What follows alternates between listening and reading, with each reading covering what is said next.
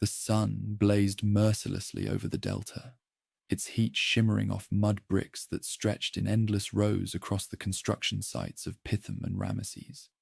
Sweat mixed with clay on the backs of Israelite laborers as they hauled massive stones under the crack of taskmasters' whips. 4 centuries had passed since a small family of 70 souls descended into the land of the Nile during a devastating famine, following their brother Joseph, who had risen to become the king's right hand. Now those 70 had multiplied beyond counting, over 600,000 fighting men alone, with their wives and little ones pushing the total population past 2 million souls. The promise given to their ancestor Abraham had come to pass with startling precision. His descendants had indeed become as numerous as the stars of heaven, yet prosperity had transformed into peril. The Hyksos dynasty that had welcomed Joseph was long dead, overthrown by native rulers who viewed the growing Israelite population with mounting alarm. "There are too many of them," the new king declared to his advisors, his voice echoing through the throne room, adorned with golden cobras and falcon-headed gods. "These people have become more numerous than we are. We must deal shrewdly with them, or they will continue to multiply. If war breaks out, they might join our enemies and fight against us, then leave the country." Fear had taken root in the royal heart. Fear of being outnumbered by slaves. Fear of losing control. Fear of economic collapse if their massive workforce departed. The ruler's solution was as brutal as it was calculated. Crush them with impossible labor quotas. Break their spirits with endless toil. Reduce them to nothing more than human machinery in service of the kingdom's glory. Taskmasters wielding leather whips roamed the construction sites, their shouts splitting the desert air. "Move faster! The king's store cities will not build themselves." Israelite fathers collapsed under the weight of limestone blocks, while their sons, some barely teenagers, struggled to fill daily quotas of bricks that seemed to increase with each passing week. The overseers appointed ruthless supervisors from among the slaves themselves, men who had sold their souls for slightly better treatment, driving their own people with the desperation of those who knew that failure meant death. Despite the crushing oppression, Israelite families continued to grow. Infants were born in the slave quarters of Goshen, their first cries mixing with the groans of their laboring fathers returning from another day of torment. The more the kingdom oppressed them, the more they multiplied and spread, until fear in the royal court transformed into panic. "The birth rate is still climbing," reported the chief physician to the throne during a private council session. "Our harsh labor has only made them stronger, more resilient. They breed like cattle in the field." The monarch's solution grew more sinister. He summoned Shipra and Puah, the chief Israelite midwives who oversaw births throughout Goshen. These women had delivered thousands of babies, their skilled hands bringing life into a world of bondage. They entered the royal court with trembling knees, knowing that a summons from the palace rarely brought good news. "When you help the Israelite women during childbirth," the ruler commanded, his voice cold as the stone beneath his throne, "observe them on the delivery stool. If the newborn is a boy, kill him immediately. If it is a girl, let her live." The two midwives exchanged glances that spoke volumes. They had spent their lives bringing youngsters into the world, not ending their existence before it could truly begin.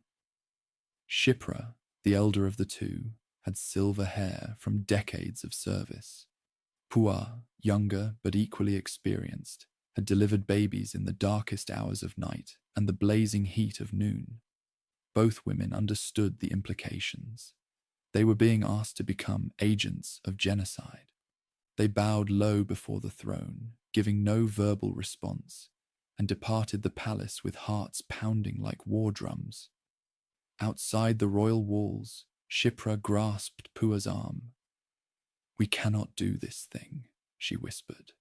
"The Almighty of Abraham, Isaac, and Jacob sees all things. How can we destroy what he has created?"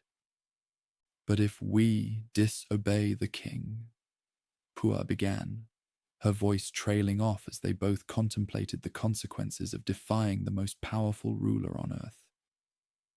"Then we trust in the one who made heaven and earth," Shipra replied firmly.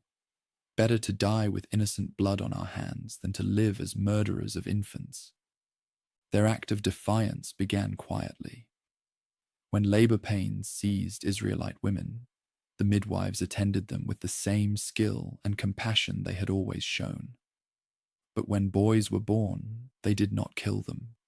Instead, they whispered quick prayers over the newborns and helped their mothers hide them in whatever ways they could manage. Word spread through the Israelite community in careful whispers. The midwives were protecting their sons. Months passed. Boys continued to be born and to live. The king's spies eventually brought word that his orders were not being carried out. Fury darkened the ruler's face as he again summoned Shipra and Pua to the palace. "Why have you done this?" he demanded, his voice rising to a shout that echoed off the painted walls. "Why have you let the boys live?" Shipra stepped forward with remarkable courage, her voice steady despite the danger. "Israelite women are not like those in your kingdom, my lord. They are vigorous and strong. They give birth so quickly that we often arrive after the babies are already born.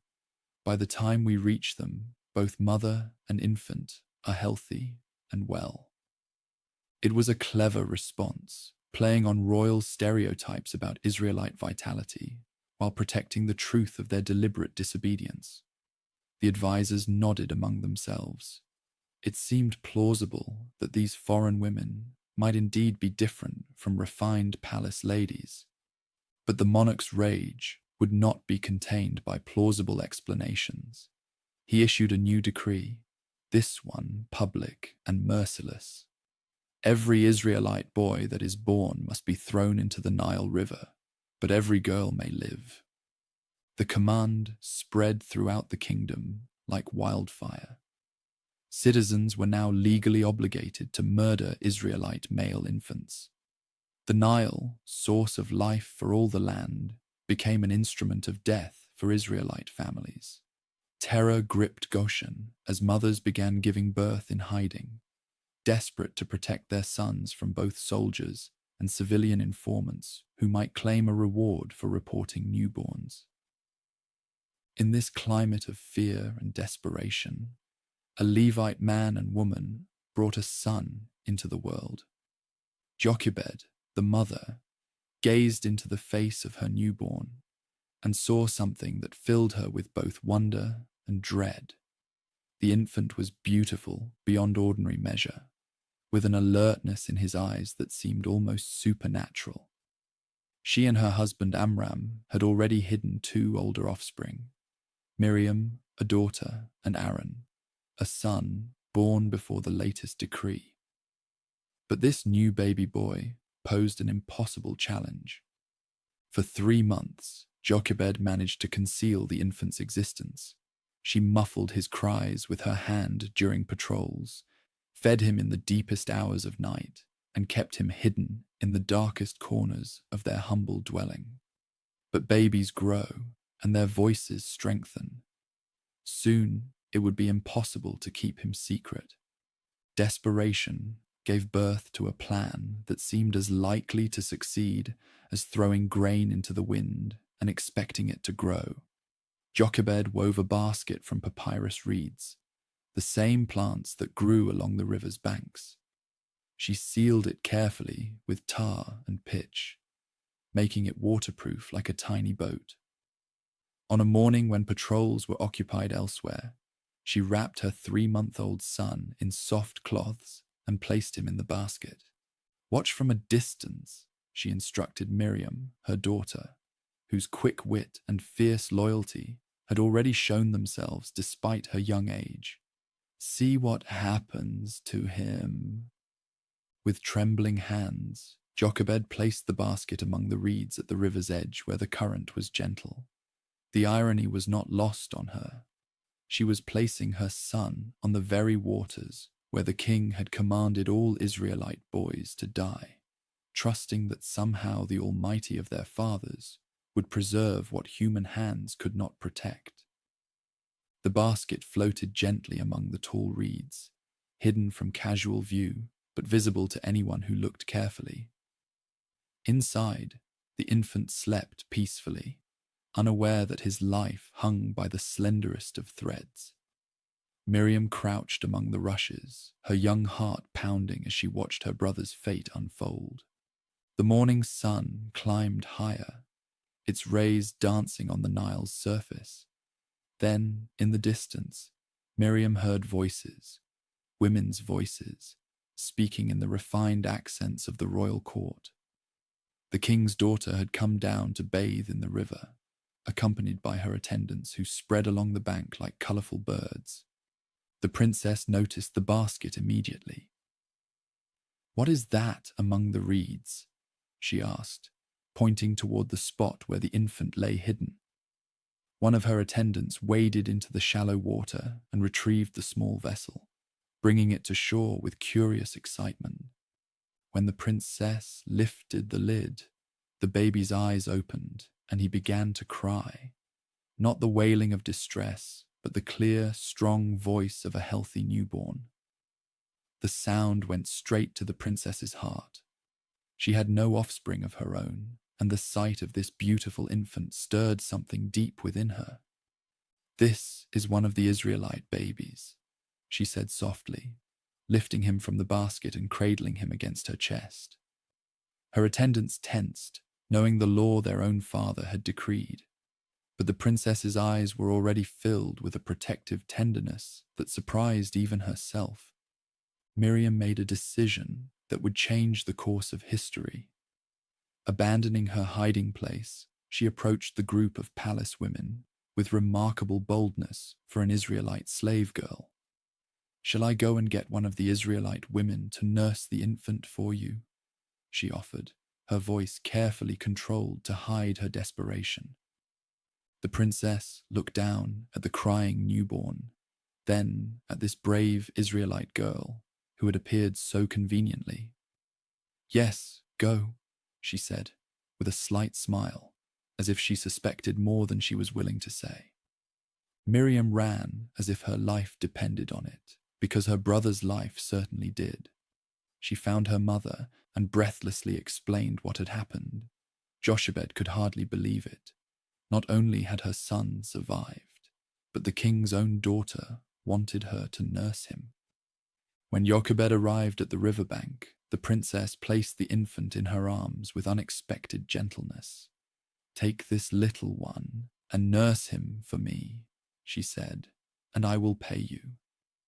Then, looking directly into Jochebed's eyes with an expression that seemed to convey understanding beyond words, she added, "I will call him by the name that means drawn out, because I drew him out of the water." The name would come to mean so much more. This boy, rescued from death by the daughter of the very king who had ordered his destruction, would one day draw an entire nation out of bondage. For several years, the future liberator lived with his birth family while nursing, receiving the love and instruction that only Israelite parents could provide. Jochebed told him stories of Abraham, Isaac, and Jacob. She whispered to him the promises the Almighty had made to their people. She taught him that he was not a subject of the kingdom, despite the palace that awaited him, but Israelite by blood and calling. When the boy was weaned, the painful moment arrived when he had to be taken to the princess to live permanently in the royal court. Jochebed held him one last time, memorizing his face, before placing him in the arms of the royal daughter who had become his adoptive mother. The young man grew up in the palace, receiving the finest education the kingdom could offer. He learned to read and write hieroglyphics, studied mathematics and astronomy, mastered military strategy and statecraft. The irony was profound. The future liberator of Israel was being trained by Israel's oppressors. Royal tutors taught him the arts of leadership, never suspecting they were preparing him to lead their slaves to freedom. But deep in his heart, the prince never forgot his true identity. When he walked through the palace corridors, adorned with images of the kingdom's gods, he remembered his mother's whispered stories about the Almighty of Abraham. When he dined on the finest foods in the land, he thought of his people eating the bread of affliction. When he wore fine linens and gold jewelry, he carried the memory of Israelite slaves dressed in rags. For 40 years, the adopted prince lived this double life. To the court, he was a member of the royal house, a man of learning and power. To himself, he remained an Israelite in exile, watching his people suffer while he enjoyed the privileges of the oppressor's palace. The tension between these two identities grew stronger with each passing year. One day, when the prince was 40 years old, he could no longer bear the weight of his divided existence. He went out to where his people were working, observing their forced labor, with eyes that saw not just the physical brutality, but the systematic dehumanization of an entire race. Israelite men staggered under loads that would break ordinary mortals. Youngsters who should have been playing were instead mixing clay and hauling water. Women who should have been caring for their families were pressed into service-building monuments to royal power. As the prince watched, a taskmaster began beating an Israelite slave with particular viciousness. The Israelite man had apparently failed to meet his quota of bricks, and the overseer was making an example of him. Each blow of the whip drew blood. The man's cries echoed across the construction site, but no one dared intervene. Something snapped inside the prince. 40 years of suppressed rage, of watching his people suffer while he lived in comfort, erupted in a moment of white-hot fury. He looked around carefully to ensure no one was watching, then approached the taskmaster from behind. In a swift, decisive motion, he killed the overseer and buried his body in the sand. The next day, the prince returned to the work sites, hoping to use his position to help resolve conflicts among his people. He came upon 2 Israelite men fighting each other, their anger misdirected from their true oppressors toward one another. "Why are you hitting your fellow Israelite?" the prince asked the man who was clearly the aggressor. The man turned on him with surprising boldness. "Who made you ruler and judge over us? Are you thinking of killing me as you killed the taskmaster?" Terror shot through the prince like lightning. His secret was discovered. If one Israelite knew, others would know. If the Israelites knew, the court would soon know. His life in the palace was over, and his life itself was now in mortal danger. Word of the prince's crime reached the royal court with devastating swiftness. The king who had raised him as a son now sought his life as a traitor. Soldiers were dispatched throughout the kingdom with orders to bring the fugitive back dead or alive. The prince, who had lived in luxury for 4 decades, became a refugee fleeing for his life across the desert. The exile's flight led him eastward, away from the Nile's life-giving waters into the harsh wilderness of the Sinai Peninsula. He had exchanged silk for rough travel clothes, palace meals for whatever food he could find, and royal chambers for sleeping under stars that seemed impossibly distant and cold. After days of difficult travel, the fugitive arrived in the land of Midian, a region inhabited by descendants of Abraham through his wife Keturah. These were distant cousins of the Israelites, desert dwellers who lived as nomadic shepherds. Exhausted and destitute, the former prince collapsed beside a well in the heat of the day.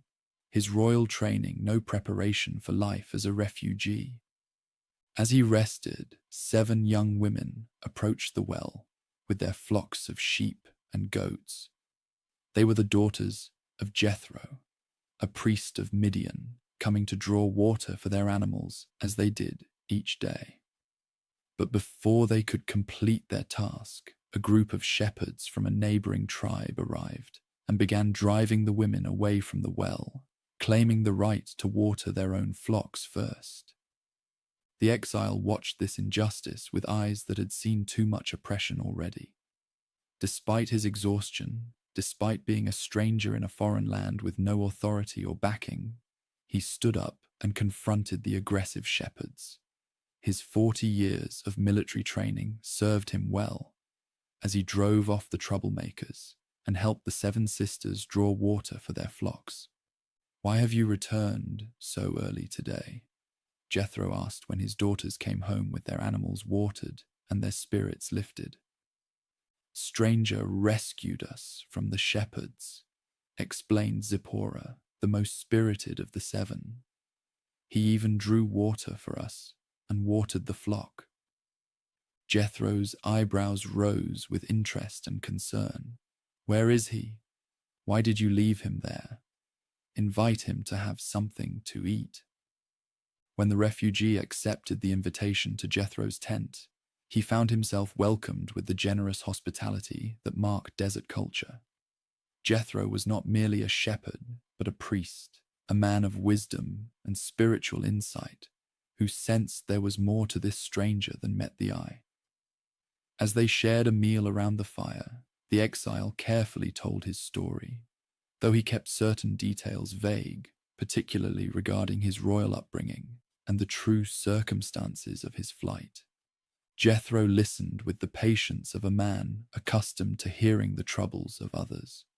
When the stranger finished speaking, the priest made an offer that would reshape the future liberator's life. "Stay with us. Make your home among our people." The exile accepted gratefully, and Jethro sealed the arrangement by giving him Zipporah as his wife. The name meant bird, and she proved to have the quick wit and independent spirit her name suggested. She was unlike any woman the former prince had known in the royal court, direct in speech, competent in practical matters, unimpressed by his royal background, and possessed of a faith in the Almighty that was simple but profound. For 40 years, the man who would become the great deliverer lived among the Midianites as a shepherd. The former prince who had once commanded servants now followed sheep across trackless wilderness. Hands that had held royal scepters learned to grip a shepherd's staff. Eyes that had gazed upon palace temples now studied the vast expanse of desert sky, learning to read weather patterns and find water sources. This was not the life he had imagined for himself. In the palace, he had envisioned using his position to gradually improve conditions for his people, perhaps rising to become king himself and liberating the Israelites through political means. Instead, he found himself forgotten by both the royal court and the Israelites, a failed revolutionary tending sheep in the wilderness. But the Almighty's plan was far more complex than human ambition could comprehend. During those 40 years of apparent exile, the shepherd was receiving the most important education of his life.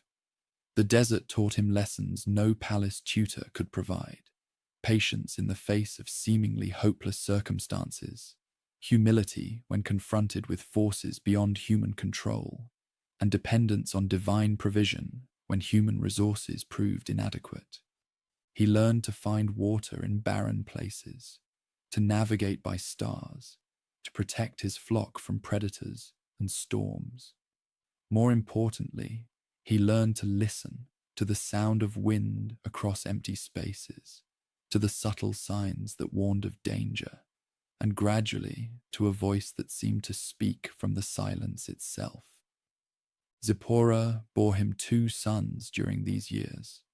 The first he named Gershom, meaning stranger there, acknowledging that he remained an alien in a foreign land despite his peaceful life among the Midianites. The second son was named Eliezer, meaning my Almighty is helper, reflecting the shepherd's growing understanding that his true identity lay not in his royal upbringing or his Israelite blood, but in his relationship with the sovereign of his ancestors. As decades passed, the exile seemed to settle into permanent obscurity. He aged from a young man of 40 to a mature man of 80, his black hair turning grey, his smooth hands becoming rough and weathered. To any outside observer, he was simply another desert shepherd, indistinguishable from thousands of others who lived similar lives of quiet anonymity. But in the kingdom by the Nile, the suffering of the Israelite people had only intensified. The ruler who had sought the exile's life eventually died, but his successor proved equally oppressive. The construction projects grew larger and more ambitious, requiring ever more slave labor. Israelite families who had once whispered hopes of freedom now spoke only of survival. Youngsters were born into slavery who had never known any other existence. Old men died under the lash who had never tasted freedom. Women aged prematurely under the double burden of slave labor and bearing offspring destined for the same hopeless existence. The promise given to Abraham seemed like a cruel joke.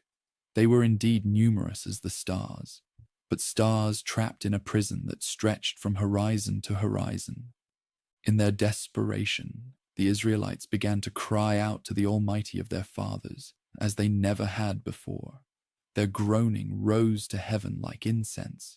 Their tears fell like rain upon the desert of their hope. They called upon the sovereign of Abraham, Isaac, and Jacob, pleading for the deliverance their ancestors had been promised. And the Almighty heard their cry. Deep in the wilderness of Midian, an elderly shepherd was about to discover that his life of obscurity had been only preparation for the greatest liberation mission in human history. The shepherd's staff in his weathered hands would soon become the rod of divine power. The voice that had learned to call sheep would soon call an empire to account. The burning bush awaited. The desert stretched endlessly in every direction, its silence broken only by the bleating of sheep and the whisper of wind across ancient stones. On the far side of the wilderness, an 80-year-old man guided his flock toward the mountain called Horeb, where sparse vegetation offered better grazing than the barren valleys below. His weathered face bore the marks of 4 decades under the desert sun, and his hands gripped a simple wooden rod worn smooth by countless miles of wandering. This was no ordinary day, though he had no way of knowing it as he climbed the rocky slopes. Behind him, his sheep picked their way carefully over loose stones, their bells creating a gentle music that had become the soundtrack of his exile. The morning air was crisp and clean, carrying the scent of wild herbs and the promise of another scorching afternoon. Suddenly, something caught his attention, a flicker of movement in his peripheral vision that made him turn his head sharply to the left. There, growing from a thorn bush on the mountainside, flames danced and leaped with impossible beauty. But the bush was not being consumed. The blaze burned with fierce intensity, yet the branches remained green, the leaves uncharred, the thorns intact. The wanderer stopped dead in his tracks, his flock milling around him as he stared at the phenomenon. In 40 years of desert wandering, he had seen mirages that fooled the eye and heat waves that distorted vision. But this was different. This conflagration defied every natural law he understood. I must go over and see this strange sight, he murmured to himself, securing his flock near a small spring before approaching the miraculous bush. Why does it not burn up? Each step toward the phenomenon brought new wonder. The blaze crackled and roared, casting dancing shadows on the surrounding rocks, yet gave off no smoke. The bush itself seemed to pulse with life, its branches swaying not in any earthly wind, but in rhythm with the sacred light itself. When he had drawn near enough to feel the heat on his face, words spoke from the heart of the wonder, words that carried the weight of eternity and the authority of absolute sovereignty. "Do not come any closer," came the command, and the old man's feet froze as if rooted to the ground. "Take off your sandals, for the place where you are standing is holy ground." Terror and awe crashed over him like a desert flash flood. His hands trembled as he bent to remove his leather sandals, the familiar gesture suddenly feeling like the most important action of his entire life. The rocky ground was warm beneath his bare feet, but not from the sacred light. It pulsed with a presence that seemed to emanate from the very heart of creation.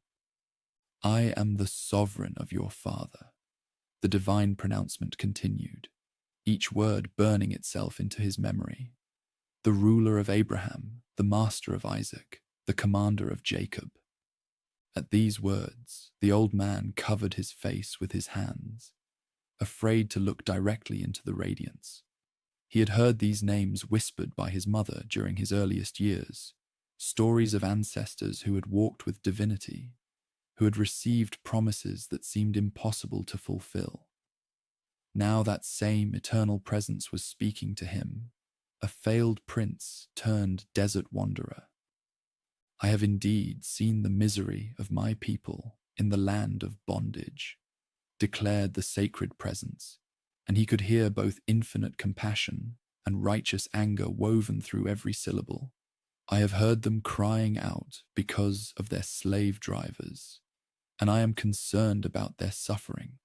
So I have come down to rescue them from the hand of their oppressors, and to bring them up out of that land into a good and spacious land, a land flowing with milk and honey." The words hit him like physical blows. After 40 years of exile, 40 years of silence about his people's fate, he was finally hearing news of their condition. They were still suffering, they were still crying out, and somehow, impossibly, heaven was planning their rescue.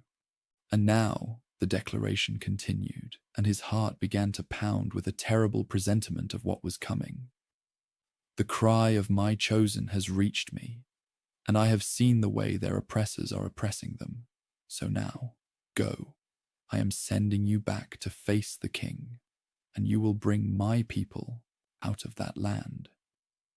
The words hung in the air, like a death sentence.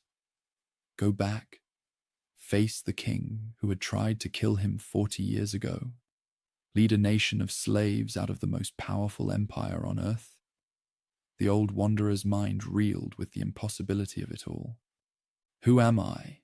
he stammered, his words barely above a whisper, "that I should go to the throne and bring the children of Israel out of bondage? I am nobody, a failed prince, a murderer in exile, an old man who talks to sheep. You have the wrong person." But the sacred radiance burned brighter, and the response carried a note of gentle firmness that brooked no argument. "I will be with you, and this will be the sign to you that it is I who have sent you. When you have brought the people out of their captivity, you will worship me on this mountain." The promise should have been comforting, but his mind raced with 1,000 objections. "Suppose I go to the descendants of Abraham and say to them, 'The sovereign of your fathers has sent me to you,' and they ask me, 'What is his name?' Then what shall I tell them? They have been slaves for generations. They barely remember the old stories. Why should they believe a stranger who claims to speak for divinity?" The question hung in the desert air for a moment, and then came words with such power that the very stones seemed to tremble. I am who I am. This is what you are to say to the children of Israel. I am has sent me to you. The name struck him like lightning. Not a description, not a title, but pure existence itself. The one who simply is, who needs no qualification or explanation, who exists beyond time and space and human understanding. This was not some tribal deity competing with others for attention, but the source of all being, the foundation of reality itself. Say to the descendants of Abraham, the divine pronouncement continued, the Eternal One, the Sovereign of your fathers, the ruler of Abraham, the master of Isaac, the commander of Jacob, has sent me to you.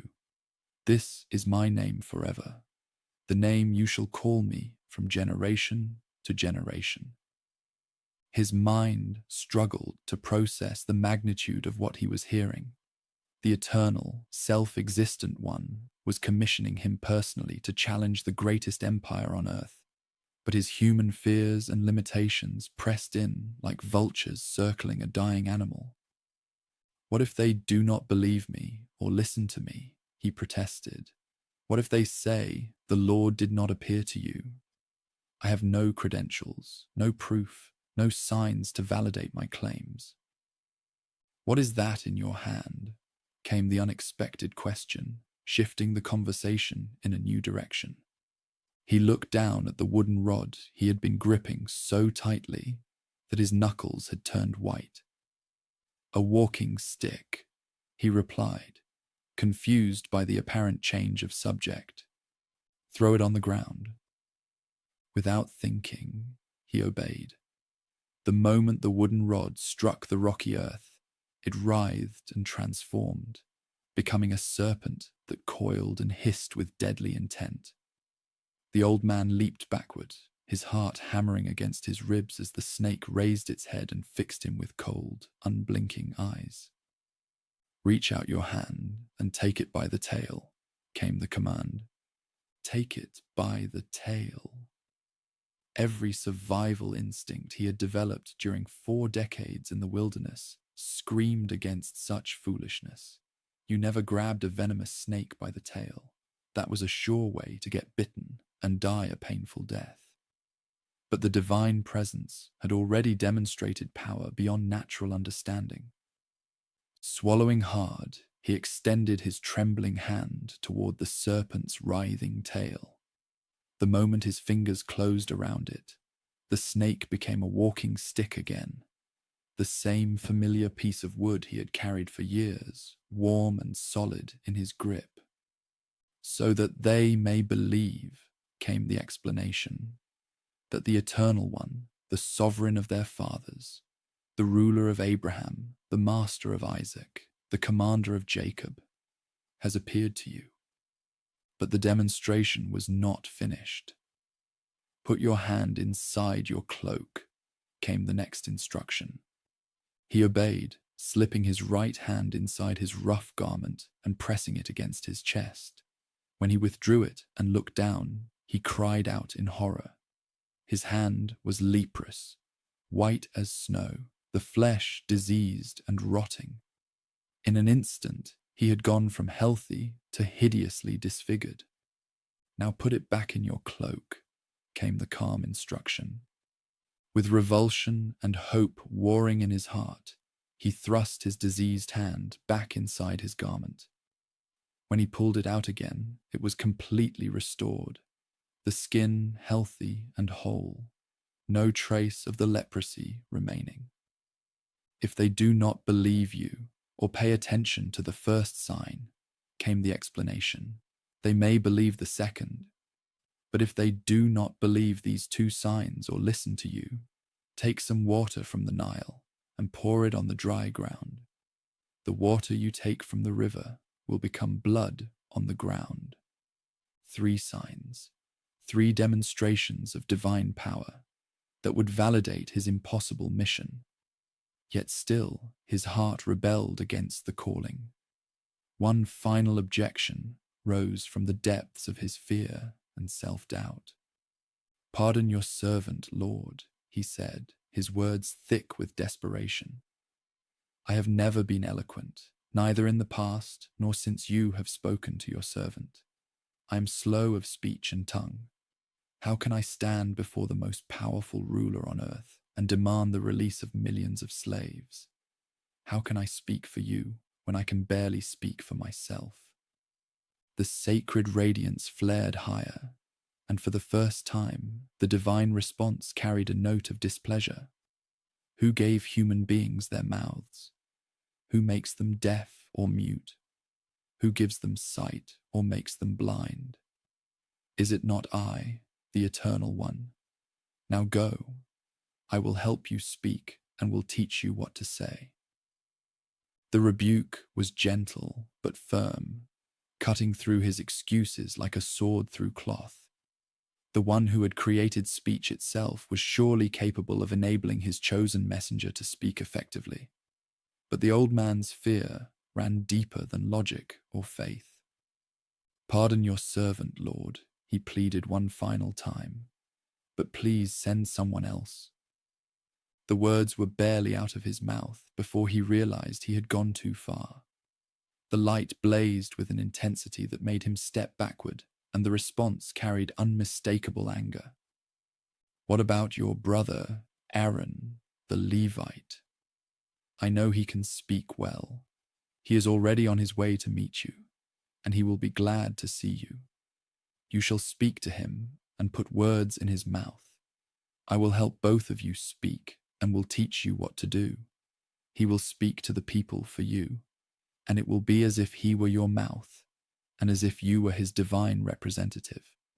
But take this walking stick in your hand so you can perform the signs with it." Aaron, his older brother, the one who had somehow survived the intervening decades of slavery and oppression. The thought of seeing Aaron again after 40 years filled him with a complex mixture of joy and dread. Joy at the prospect of reunion, dread at what that reunion would cost them both. The divine presence began to fade, and the sacred light started to diminish, but the final words burned themselves into his memory with permanent clarity. "Return to the land where you were born, for all those who wanted to kill you are now dead."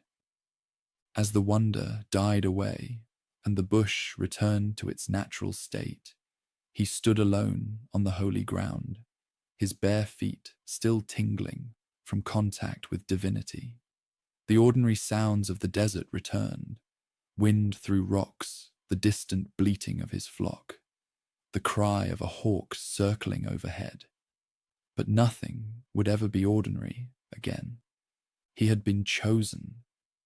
Despite his fears, despite his inadequacies, despite his protests, the Eternal One had called him to the greatest liberation mission in human history. The failed prince who had fled in disgrace 40 years ago was being sent back as the appointed deliverer of Israel. Slowly, reverently, he put his sandals back on and retrieved his walking stick, the same piece of wood that now carried the power to become a serpent at the divine command. His flock waited patiently near the spring, unaware that their keeper had just received a commission that would shake the foundations of the earth. The journey back to Jethro's camp passed in a blur of conflicting emotions.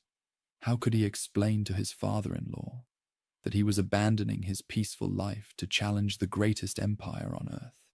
How could he tell Zipporah that he was taking her and their sons back to a land where he was still wanted for murder? How could he convince anyone that the encounter with divinity was real and not the delusion of an old man too long in the sun?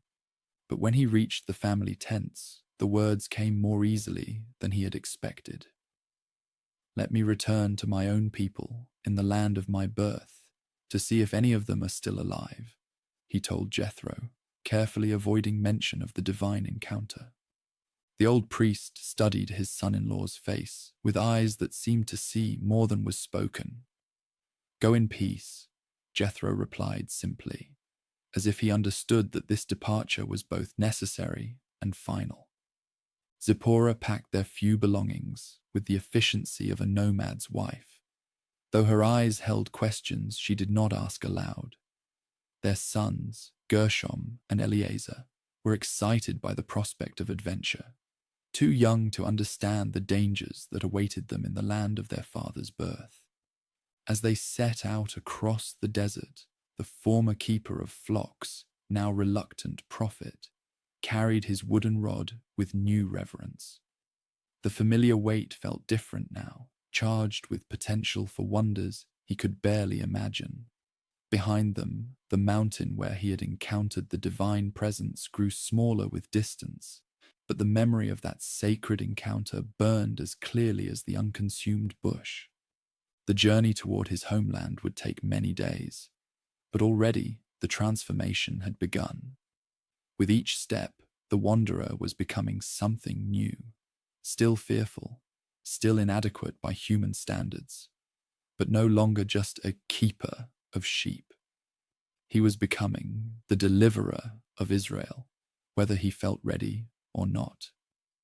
And somewhere ahead, on roads he had not traveled for 4 decades, his brother Aaron was already walking toward their reunion, called by the same divine summons to assist in the impossible task of confronting the greatest power on earth and demanding freedom for 2 million slaves.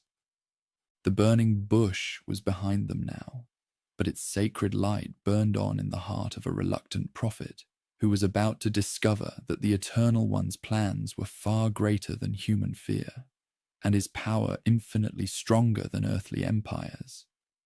The confrontation with the king was coming. The liberation of Israel had begun.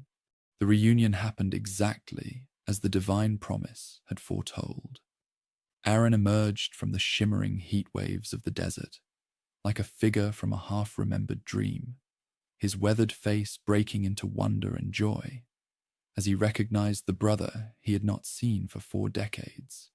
The 2 men embraced in the wilderness, tears streaming down their cheeks as they felt the weight of years and separation dissolve in an instant. "I knew you would come," Aaron whispered, his voice hoarse with emotion.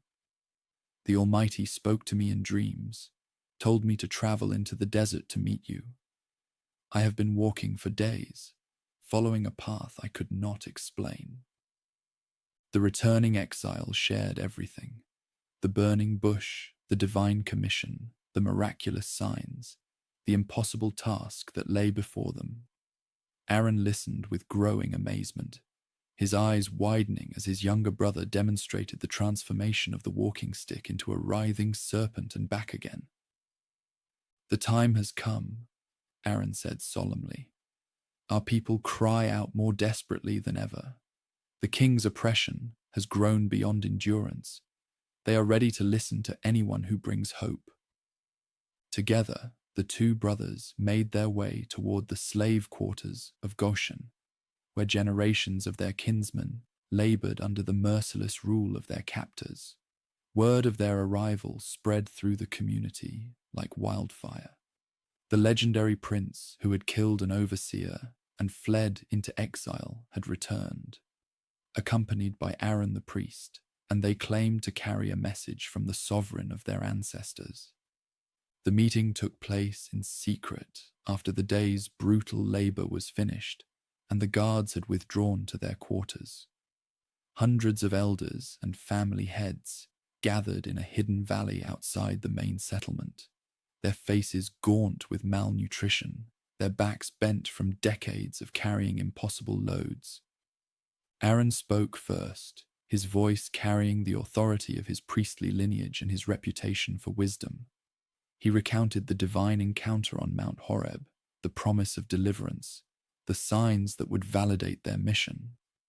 Then he gestured to his brother, who stepped forward with trembling hands to demonstrate the wonders he had been given. The walking stick became a serpent that slithered among the assembled crowd, drawing gasps of amazement and fear. His hand emerged from his cloak, white with leprosy, then was restored to perfect health before their eyes. The demonstrations were undeniable, supernatural, impossible to explain by any earthly means. When the signs were complete, something extraordinary happened. The gathered people, who had endured generations of broken promises and false hopes, fell to their knees in worship. They believed. After centuries of seeming abandonment, the Eternal One had finally remembered his covenant with Abraham, Isaac, and Jacob. "Blessed be the name of the Lord," they whispered through tears of joy and relief. "He has seen our affliction and has come to save us." But convincing the slaves was only the first step. The real challenge lay ahead in the palace of the most powerful ruler on earth. The throne room of the king was a monument to divine pretension. Massive columns stretched toward a painted ceiling that depicted the journey of the sun god Ra across the heavens. Golden statues of animal-headed deities lined the walls. Sobek, the crocodile god; Thoth, the ibis-headed god of wisdom; Bastet, the cat goddess. The throne itself was carved to resemble a massive falcon, its wings spread in protection over the mortal who dared to claim divine status. The current king was young, perhaps in his 30s, with the confident bearing of one who had never been seriously challenged. He wore the double crown of upper and lower regions, the cobra and vulture symbols of his absolute authority over both lands. His advisors surrounded him in a semicircle: priests, military commanders, court magicians, and administrators who managed the vast bureaucracy of the empire. Into this overwhelming display of earthly power walked two elderly men from the slave quarters, carrying nothing but a simple wooden rod and an impossible demand. "This is the word of the Lord, the sovereign of Israel," Aaron declared, his voice echoing off the painted walls. "Let my people go, so that they may hold a festival to me in the wilderness." The response was immediate and predictable. Laughter rippled through the assembled courtiers. The king's eyebrows rose in amused disbelief, as if he had just heard a particularly absurd joke. "Who is this Lord, that I should obey him and release the descendants of Abraham?" the monarch asked, his tone dripping with contempt. "I do not know your deity, and I will not let the people go. Why are you taking the people away from their labor? Get back to your work." The king's dismissal was swift and brutal. Not only did he reject their request, but he immediately issued orders that would make the slaves' lives even more unbearable. "You are no longer to supply the people with straw for making bricks," he commanded his overseers. "Let them go and gather their own straw, but require them to make the same number of bricks as before. Don't reduce the quota. They are lazy. That is why they are crying out, 'Let us go and sacrifice to our deity.' Make the work harder for the men so that they keep working and pay no attention to lies." The result was catastrophic for the enslaved population. Previously, straw had been provided to mix with the clay for brickmaking, making the work difficult but manageable. Now they had to find their own straw while maintaining impossible production quotas. Families scattered across the countryside, desperately searching for stubble and dried reeds, while the taskmaster's whips fell with renewed fury on those who failed to meet their targets. The people turned on their would-be deliverers with bitter anger. "May the Lord look on you and judge you," they cried to Aaron and his brother. "You have made us obnoxious to the king and his officials and have put a sword in their hand to kill us." The crushing weight of responsibility and apparent failure drove the reluctant prophet to his knees in desperate prayer. "Why, Lord, why have you brought trouble on this people? Is this why you sent me? Ever since I went to the king to speak in your name, he has brought trouble on this people, and you have not rescued your people at all." But the divine response was not retreat. It was escalation. "Now you will see what I will do to the king," came the promise. Because of my mighty hand, he will let them go. Because of my mighty hand, he will drive them out of his country. The war against the kingdom's deities was about to begin. The second confrontation in the throne room carried an air of supernatural tension that made the very atmosphere feel electric. This time, when Aaron and his companion approached the royal presence, they came not with words alone, but with a demonstration of power that would challenge the entire foundation of the empire's religious system. "The king has asked for a miracle," Aaron announced to the assembled court. "Very well. Watch and see the power of the sovereign of Israel." At a nod from his brother, Aaron threw his walking stick down before the throne. The familiar transformation occurred. Wood became flesh. Staff became serpent. A living creature that coiled and hissed with deadly menace. Gasps echoed through the throne room, but the king's expression remained carefully controlled. "Impressive," the monarch said with studied calm, "but hardly unique. Bring forth the wise men and sorcerers." The court magicians stepped forward, men trained in the ancient arts of illusion and supernatural manipulation. They carried their own staffs, carved with sacred symbols and blessed by the priests of various temples. With practiced movements and muttered incantations, they threw their rods to the marble floor. One by one, the magicians' staffs became serpents. The throne room filled with writhing, hissing creatures, as the sorcerers demonstrated that they too could perform miracles. The courtiers relaxed, satisfied that their own wise men could match whatever power these Hebrew troublemakers possessed. But then something unexpected happened. Aaron's serpent, larger and more powerful than the others, began systematically devouring the magician's snakes. One by one, it swallowed them whole until only a single creature remained on the throne room floor. Then, as the court watched in stunned silence, Aaron reached down and grasped his serpent by the tail. It immediately became a wooden rod again, the same simple staff they had brought into the palace. The message was unmistakable. The power of Israel's sovereign was not merely equal to that of the kingdom's magicians. It was superior, able to consume and overcome their arts entirely. Yet the king's response revealed the supernatural hardening that would characterize the entire confrontation. "Amusing parlor tricks," he said dismissively. "But I see no reason to release my workforce for a religious festival in the desert. Guards, escort these men from my presence." The first plague struck the next morning. Aaron raised his wooden rod over the waters of the sacred Nile, the river that gave life to the entire kingdom, the waterway worshipped as the embodiment of Hapi, god of the annual flood. The transformation was immediate and total. From the great river's source in the south to its delta channels in the north, every drop of water turned to blood. The Nile ran red as a fresh wound, its surface thick and congealed, reeking with the stench of death. Fish floated belly up in countless thousands, their silver scales glinting obscenely in the crimson current. The sacred river that sustained all life in the kingdom had become a flowing symbol of judgment and death.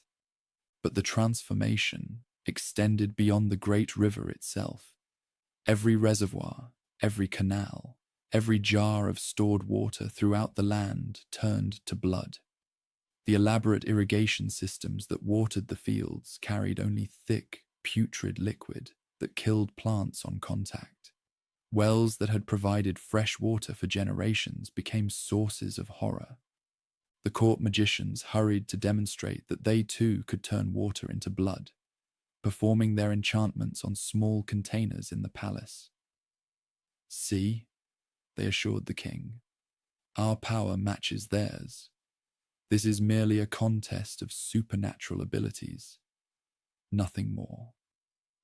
For 7 days, the blood plague persisted. The people grew desperate for drinking water, digging along the riverbank in hopes of finding clean groundwater. The kingdom's economy ground to a halt as the essential resource for all life became unusable. Yet still the king's heart remained unmoved. When the Nile finally returned to its normal state, the relief was palpable throughout the land. But the respite was brief. The second plague emerged from the restored river with a chorus that could be heard for miles. Frogs, not dozens or hundreds, but millions upon millions of the creatures, hopping out of the water in endless waves that covered the ground like a living carpet. They invaded every space, penetrated every barrier, filled every corner of the kingdom with their croaking presence. The palace itself became uninhabitable as frogs leaped onto the royal bed, nestled in the kitchen ovens, filled the kneading troughs where bread was prepared. No building was secure, no room private, no possession safe from the amphibian invasion. The irony was profound and intentional. Heket, the frog-headed goddess of fertility and childbirth, was one of the kingdom's most beloved deities. Now her sacred animals had become instruments of divine judgment, demonstrating that even the gods they worshipped could be turned against them by a higher power. Again, the court magicians managed to duplicate the plague on a small scale, summoning additional frogs through their secret arts. But they could not end the infestation. Only the power that had brought it could take it away.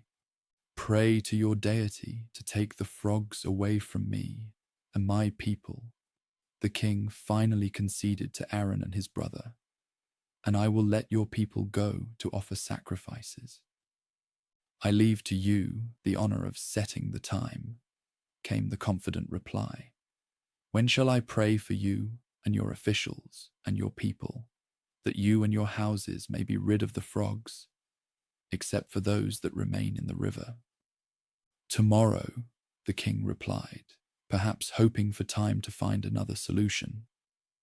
It will be as you say, Aaron answered, so that you may know there is no one like the Lord our sovereign.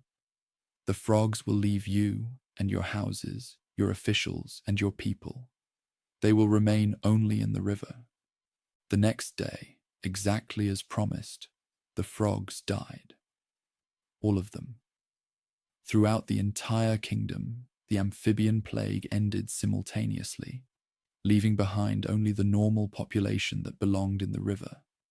The people gathered the dead creatures into massive piles that rotted under the desert sun, filling the air with such a stench that it could be smelled for miles. But when the king saw that relief had come, he changed his mind. The hardness returned to his heart, and the promise to release the slaves was forgotten. The pattern was established. Crisis would bring apparent submission. Relief would restore defiance. The third plague came without warning or negotiation. Aaron struck the dust of the earth with his rod, and throughout the entire kingdom, the very ground came alive.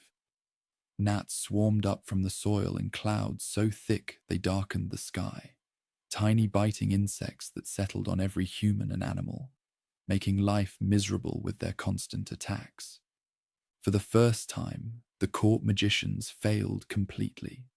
They attempted their enchantments, tried their secret formulas, called upon their supernatural arts, but could not produce even a single gnat. The fine dust of the earth was beyond their ability to manipulate. This is the finger of the divine, they admitted to the king, their confidence shaken by their first clear defeat. This power is beyond human capability. But the royal heart remained unmoved.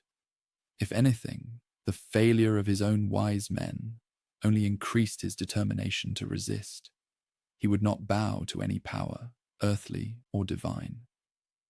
The fourth plague marked a crucial turning point in the supernatural war.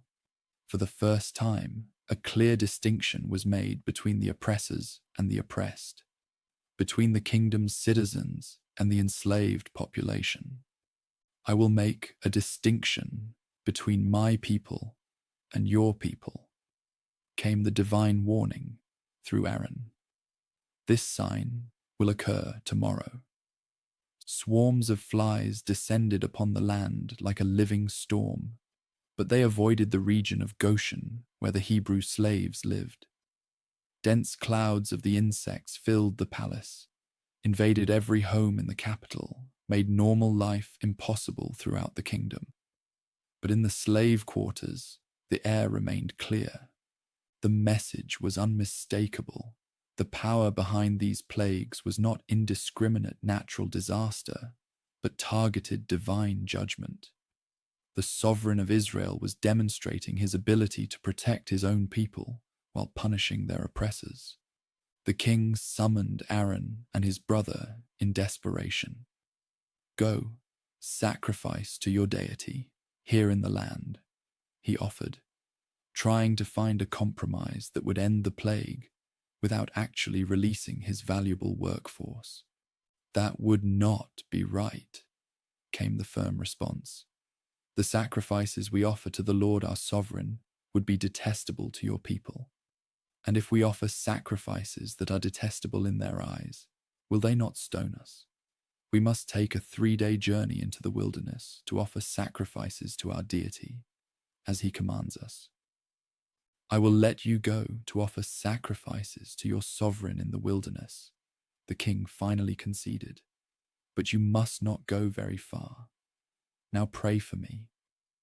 The flies departed as soon as the prayer was offered, but once again, relief brought renewed resistance. The king changed his mind, hardened his heart, and refused to let the people go. The 5th plague struck the kingdom's economy at its foundation. A severe pestilence swept through all the livestock: horses, donkeys, camels, cattle, sheep, and goats.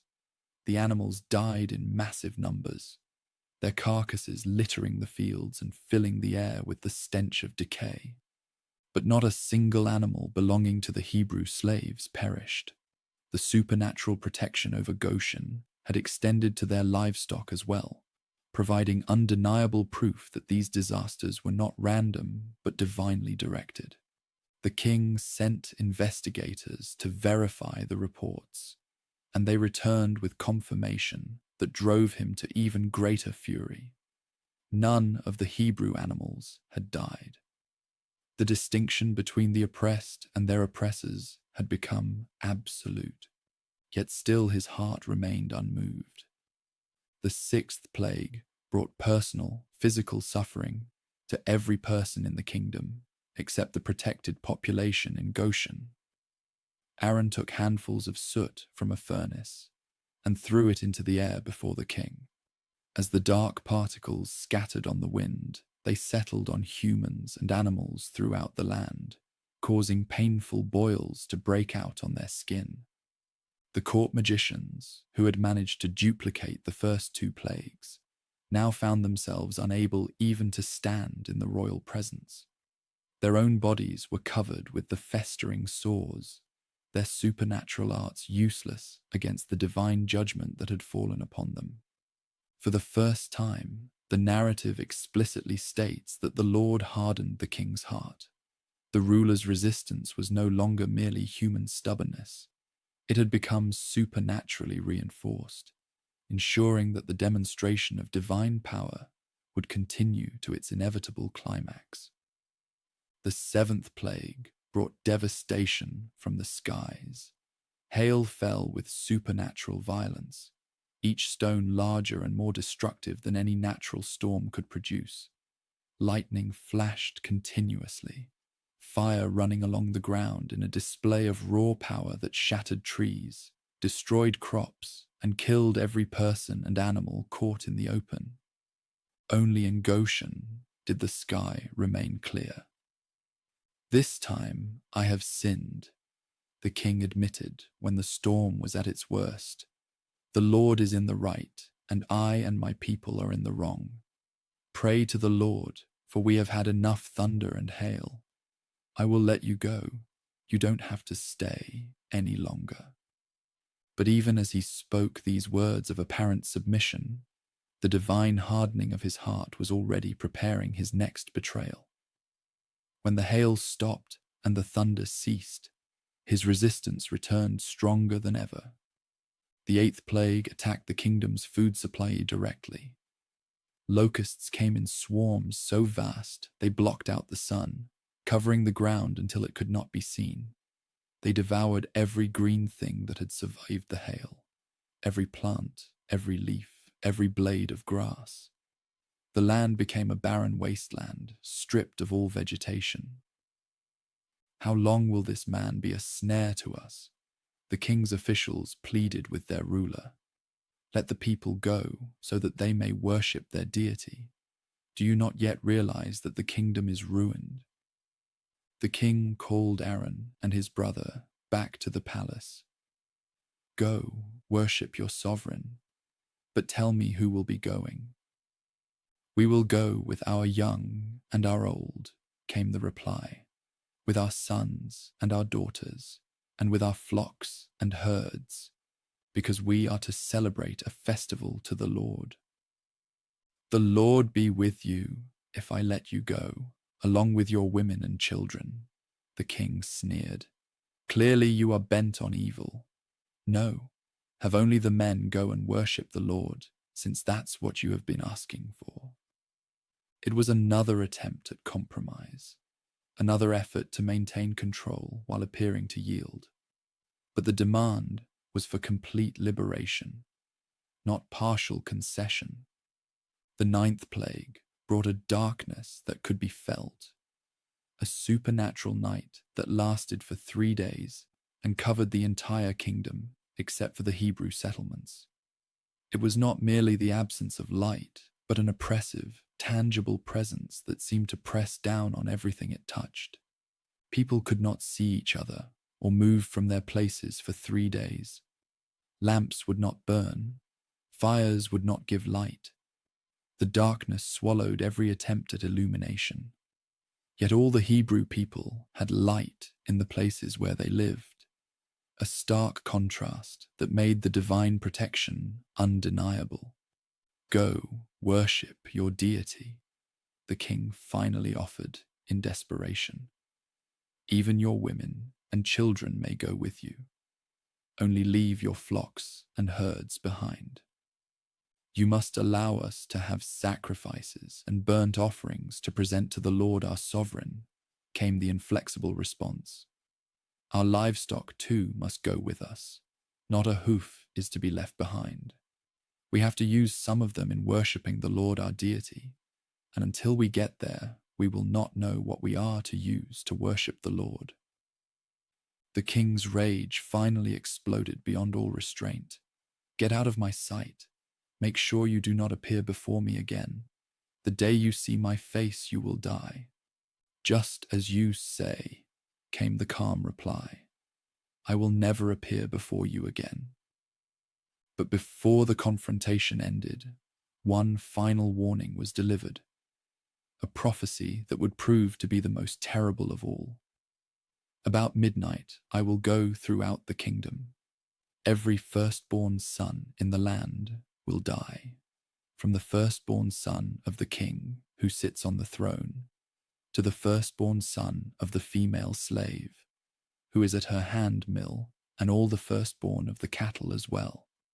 There will be loud wailing throughout the entire kingdom, worse than there has ever been or ever will be again. But among the descendants of Abraham, not a dog will bark at any person or animal. Then you will know that the Lord makes a distinction between the kingdom and Israel. The final plague was coming, and it would break the will of the most powerful empire on earth. 9 supernatural disasters had demonstrated the complete powerlessness of the kingdom's gods against the sovereign of Israel. Hapi had been defeated when the Nile turned to blood. Heket had been mocked by the frog invasion. The earth itself had risen in judgment with gnats and flies. The sky gods had been overthrown by hail and locusts and supernatural darkness. Now the final confrontation would strike at the heart of the kingdom's divine pretensions. The claim that the royal family possessed divine blood, that the king himself was a god among mortals. When the firstborn of the palace died along with the firstborn of every household in the land, the fundamental lie of the entire system would be exposed. The supposed gods of the earth would prove themselves to be merely mortal men, subject to the judgment of the true sovereign of heaven and earth. The hardened heart was about to be broken forever. The instructions came with urgent precision, every detail carrying the weight of life and death. Throughout the settlements of Goshen, family heads gathered their households as Aaron and his brother moved from tent to tent, house to house, delivering the divine commands that would mean the difference between survival and catastrophe. On the 10th day of this month, Aaron proclaimed to the assembled families, "Each man is to take a sacrificial animal for his family, one for each household. The creatures you choose must be year-old males without defect. You may take them from the sheep or the goats. Take care of them until the 14th day of the month, when all the members of the community of Israel must slaughter them at twilight." The people listened with rapt attention, understanding that their lives hung on perfect obedience to these instructions. 4 days to examine the sacrificial animals, to ensure they bore no blemish, no flaw that would make them unacceptable for the most important ritual in their history. Then they are to take some of the crimson life fluid and put it on the sides and tops of the door frames of the houses where they eat the animals. The instructions continued. That same night, they are to eat the meat roasted over the fire, along with bitter herbs and bread made without yeast. Do not eat the meat raw or boiled in water, but roasted over a fire, with the head, legs, and internal organs. Do not leave any of it till morning. If some is left till morning, you must burn it. Every family began preparations immediately. The careful selection of perfect sacrificial creatures became the community's primary focus. Mothers examined each animal with meticulous care, searching for any spot, any imperfection that might disqualify their household's protection.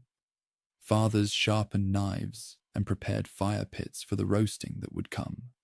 But the most crucial instruction involved the sacred crimson marking. "This is how you are to eat it," came the solemn command. "With your cloak tucked into your belt, your sandals on your feet, and your walking stick in your hand, eat it in haste.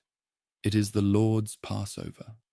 On that same night, I will pass through the land and strike down every firstborn of both people and animals. And I will bring judgment on all the gods of the empire. I am the Eternal One. The crimson fluid will be a sign for you on the houses where you are. And when I see the marking, I will pass over you. No destructive plague will touch you when I strike the land." The symbolism was profound and terrifying. The perfect sacrifice would die so the firstborn might live. Its life essence, painted on the wooden door frames, would serve as a visible sign that the residents inside belonged to the covenant people, protected by divine mercy from the judgment about to fall. As the 14th day approached, an atmosphere of supernatural expectancy settled over both the slave quarters and the palace. In Goshen, families made final preparations for the most significant night in their history. In the capital, an ominous sense of impending doom hung over the royal court, though they could not yet comprehend the magnitude of what was coming. The evening of the 14th day arrived with perfect stillness. Not a breath of wind stirred the palm fronds. Not a cloud marred the star-filled sky. Throughout Goshen, the sound of bleating animals grew quiet as families performed the sacred slaughter, catching the precious crimson essence in basins and applying it to their door frames with hyssop branches. The red marks stood out starkly against the weathered wood, visible signs of faith and obedience that would mean the difference between life and death. Children watched with wide eyes as their fathers painted the red streaks above their heads and on either side of their entrances, understanding that something momentous was happening, but not yet grasping its full significance. Inside each marked home, families gathered around hastily prepared meals. The roasted meat filled their dwellings with rich aromas, while bitter herbs reminded them of the harsh years of bondage they were about to leave behind. Unleavened bread, flat and simple, spoke of the haste with which they would soon depart. No time for bread to rise, no leisure for elaborate preparation. They ate standing up, fully dressed for travel, walking sticks in hand, ready to leave at a moment's notice. Sandals remained on their feet throughout the meal, cloaks tucked up for swift movement. Every gesture reinforced the urgency of what was about to unfold. At midnight, the angel of death swept across the land. It began in the palace itself, in the royal chambers, where the crown prince slept peacefully in his bed of gold and ivory. The firstborn son of the ruler, heir to the throne, divine descendant of the sun, God Ra, according to royal mythology, died quietly in his sleep. No struggle, no cry of pain, simply the departure of life from a body that had been marked for judgment. From the palace, the divine messenger moved with supernatural swiftness through every dwelling in the capital, then throughout the countryside, visiting every household in the entire empire, in mansions and hovels alike, in military barracks and farmers' cottages. The firstborn males died in their sleep, babies barely able to walk, young men in the prime of life, elderly fathers who had lived to see grandchildren, all perished if they bore the mark of being firstborn. The judgment extended even to the animals. In royal stables, prize stallions collapsed and died. In farmers' fields, the finest bulls and rams breathed their last. The economic devastation was immediate and total, striking at the heart of the empire's agricultural and military strength. But in Goshen, where the crimson markings covered every doorframe, not a single death occurred. Families huddled inside their protected homes could hear sounds carrying on the night air, distant wailing, cries of anguish, the beginning of a lamentation that would soon engulf the entire land.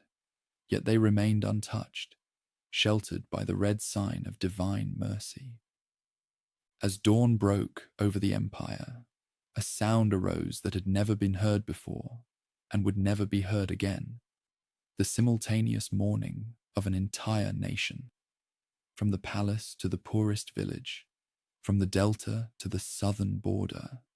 The wailing of bereaved families created a chorus of grief that could be heard for miles. The ruler himself discovered his son's lifeless body when servants came to wake the prince for the morning's royal duties. The sight of his heir, cold and still in the bed that should have held the future monarch of the empire, broke something fundamental in the royal heart. The man who had claimed divine status, who had defied the Almighty through 9 supernatural plagues, finally understood that he was facing a power infinitely greater than his own. "Summon them," he screamed to his guards, his voice raw with grief and terror. "Bring me the brothers immediately." Aaron and his companion were found in Goshen, calmly completing the final preparations for their people's departure. They had been expecting this summons, knowing that the promised judgment would finally break the royal will. When they arrived at the palace, they found a scene of utter devastation. Courtiers wept openly for dead sons. Military commanders mourned fallen heirs. The entire structure of royal succession had been shattered in a single night, leaving the empire's future in chaos. Through the halls where 9 previous plagues had been endured with stubborn resistance, the sound of lamentation echoed like the voice of judgment itself. The ruler who met them bore little resemblance to the confident monarch who had dismissed their first request months ago. His eyes were red with weeping, his royal composure shattered by a grief too profound for human bearing. When he spoke, his voice carried the broken authority of absolute defeat. Up, leave my people, you and your descendants.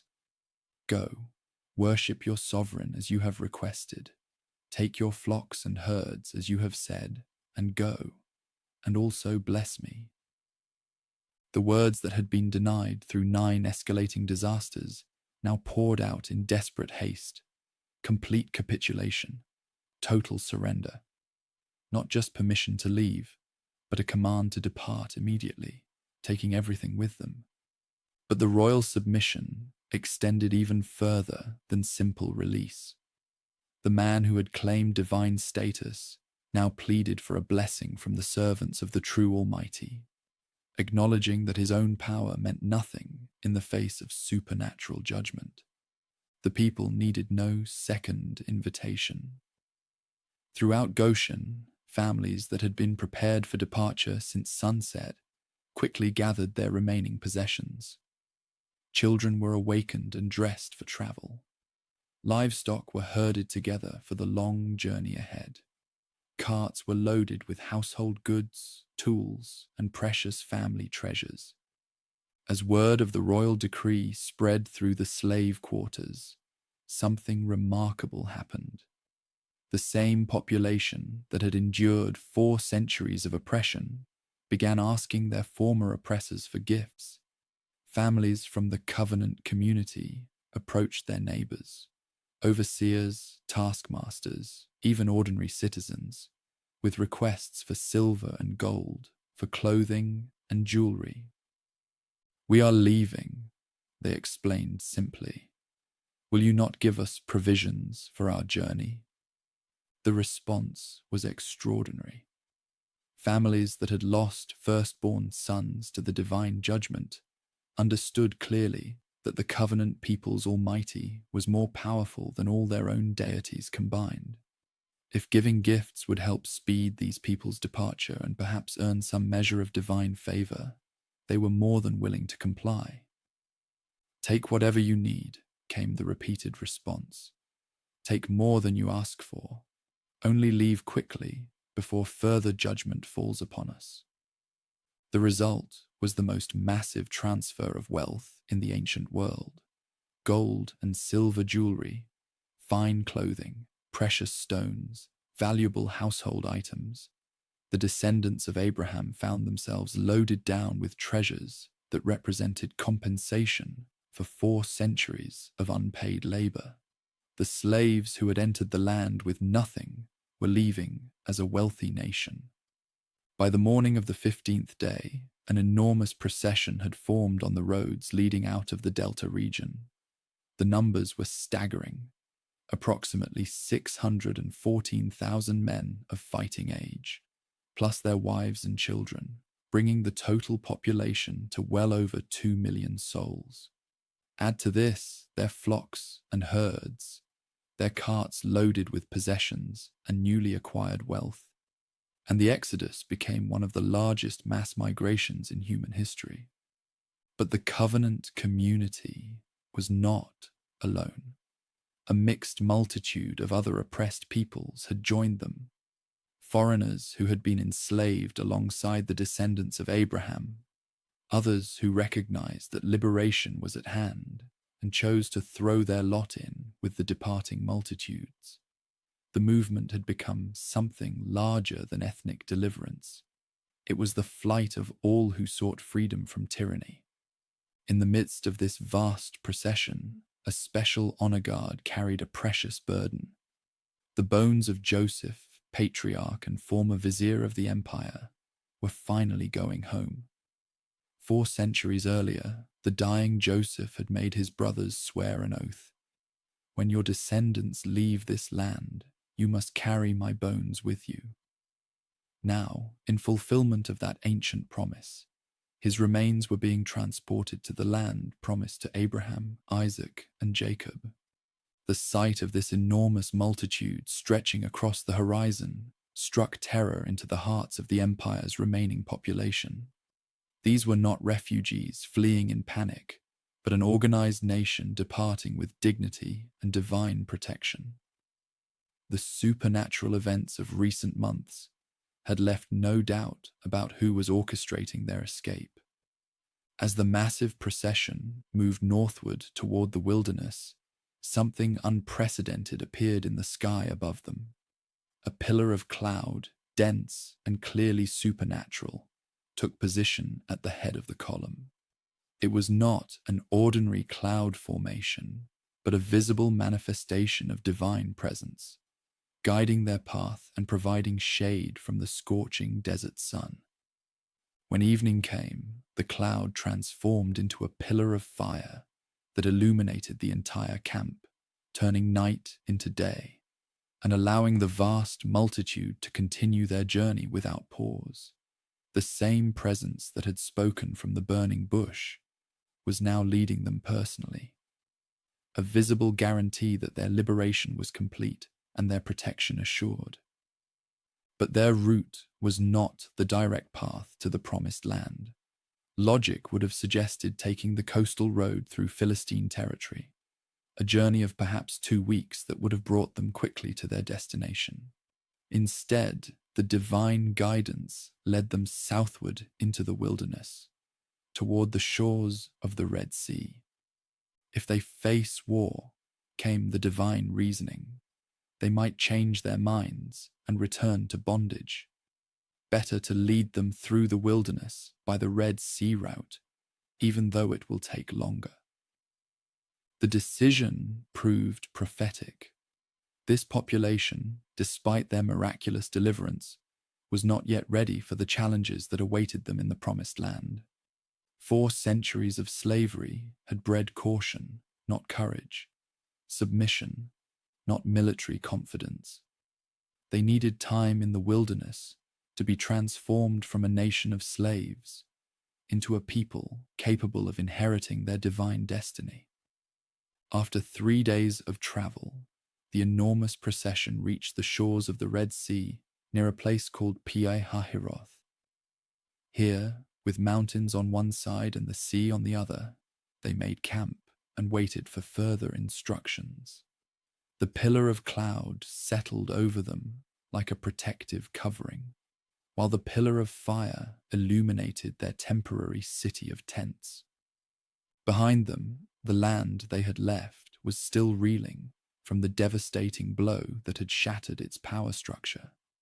The death of every firstborn had created a succession crisis that would take years to resolve.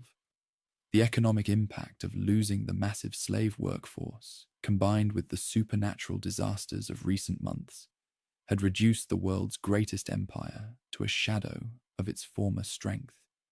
Yet even in his grief and defeat, the monarch was beginning to experience a familiar emotion, regret.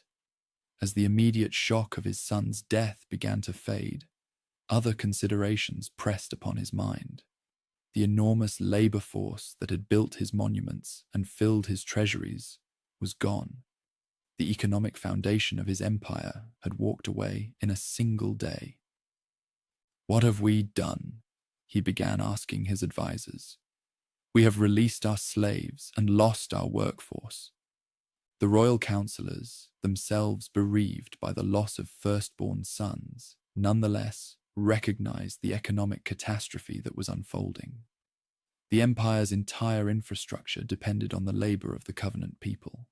Without them, the great construction projects would halt. The agricultural system would collapse. The military would lose a significant portion of its support personnel. "Perhaps," suggested one of the military commanders, "the situation is not irreversible. They are traveling slowly, burdened with children and livestock. A fast-moving force of chariots could overtake them in a matter of days." The suggestion planted a seed that quickly grew into obsession. The ruler who had capitulated in the face of supernatural judgment now began to convince himself that he had acted in haste. Surely the disasters had been temporary. Surely his gods would not allow such humiliation to stand permanently. "Prepare my chariot," he commanded. "Assemble the army. We will pursue them and bring them back." The decision was madness, but it was madness born of desperation and pride. The monarch gathered 600 of his finest chariots, along with additional cavalry and infantry, creating a formidable force designed for rapid pursuit. These were the elite units of the royal army, the cream of military might that had conquered neighboring kingdoms and maintained the empire's dominance for generations. The pursuit began at dawn on the 4th day after the Exodus. The chariots moved swiftly across the desert, their wheels raising clouds of dust that could be seen for miles. Trained horses, experienced drivers, professional soldiers armed with the finest weapons. This was a force that had never known defeat, commanded by a ruler desperate to reclaim his human property. But as they raced across the wilderness, they were observed by eyes that saw everything. The pillar of cloud that guided the covenant multitude was more than a navigation aid. It was the visible presence of the Almighty who had orchestrated their liberation. And that presence was already preparing for the final demonstration of power that would ensure the slaves' freedom could never again be challenged. The trap was being set at the shores of the Red Sea, where an impossible victory would prove once and for all that the power of the covenant people's sovereign was absolute, and the pretensions of earthly empires were nothing more than dust before the wind. The greatest miracle in human history was about to unfold. The dust cloud on the horizon appeared first as a dark smudge against the morning sky, barely visible to the sentries posted on the high ground overlooking the sea. But as the hours passed, the distant shadow grew larger and more distinct, until even the children playing in the camp could see it clearly. 600 chariots, the finest military force in the world, racing across the desert toward their encampment with deadly intent. Terror rippled through the massive gathering like wildfire. Mothers clutched their children close. Fathers gripped whatever weapons they possessed, and the elderly stared in disbelief at the approaching force. They were trapped. The Red Sea stretched endlessly before them. Impassable mountains rose on either side, and behind them came the military might that had conquered nations and crushed rebellions. Was it because there were no graves in the land of bondage that you brought us to the desert to die? The multitude cried out to their appointed guide, voices thick with accusation and despair. "What have you done to us by bringing us out of captivity? Didn't we say to you while we were still there, 'Leave us alone. Let us serve our oppressors'? It would have been better for us to serve them than to die here." The complaints struck like physical blows, but the chosen liberator stood firm against the tide of panic. His weathered face remained calm as he raised his voice above the chaos, speaking with an authority that came not from human confidence, but from heavenly assurance. "Do not be afraid," he proclaimed, his words carrying across the vast encampment. "Stand firm, and you will see the deliverance the Almighty will bring you today. The forces you see today, you will never see again. The Eternal One will fight for you. You need only to be still." Even as he spoke these words of comfort to the assembled families, their appointed shepherd was crying out silently to heaven, his heart heavy with the weight of 2 million lives hanging in the balance. The response came with characteristic directness. "Why are you crying out to me? Tell the nation to move forward. Raise your staff and stretch out your hand over the sea to divide it, so that the descendants of Abraham can go through on dry ground." The command seemed impossible, but then everything about their journey had defied natural explanation. The same power that had turned liquid to crimson, brought frogs from the river, and slain every firstborn in the land, was now promising to divide the sea itself. As the population began their preparations to move forward, something extraordinary happened in the sky above them. The pillar of cloud that had been guiding them at the front of the column suddenly lifted and moved to the rear, positioning itself between the fleeing multitude and the pursuing forces. What had been a guide now became a barrier, casting the liberated families in brilliant daylight while plunging their enemies into supernatural darkness. The chariots, which had been gaining ground rapidly, suddenly found themselves blind and disoriented. Horses reared in confusion. Drivers pulled frantically on reins as their animals refused to advance into the unnatural gloom. The elite force that had never known defeat was stopped cold by a wall of darkness they could neither penetrate nor understand. Meanwhile, at the edge of the sea, the appointed shepherd stretched out his hand as commanded. The wooden rod that had become a serpent that had brought plagues upon the mightiest empire on earth now pointed toward the endless expanse of the Red Sea. For a moment, nothing seemed to happen. The waves continued their eternal rhythm, lapping against the shore as they had for countless centuries. Then the wind began. It was not the gentle breeze of evening or the hot breath of desert noon, but a supernatural gale that seemed to come from the very throne of heaven. It howled across the liquid surface with increasing intensity, driving the waves before it like leaves before a storm. But this was no ordinary tempest. The wind blew from the east with such force that it began to push the sea itself aside. Hour by hour through the night, the impossible spectacle unfolded. The depths of the Red Sea divided, creating a corridor of dry ground that stretched from shore to shore. On either side, walls of liquid rose like crystal cliffs, held in place by heavenly power that suspended every law of nature.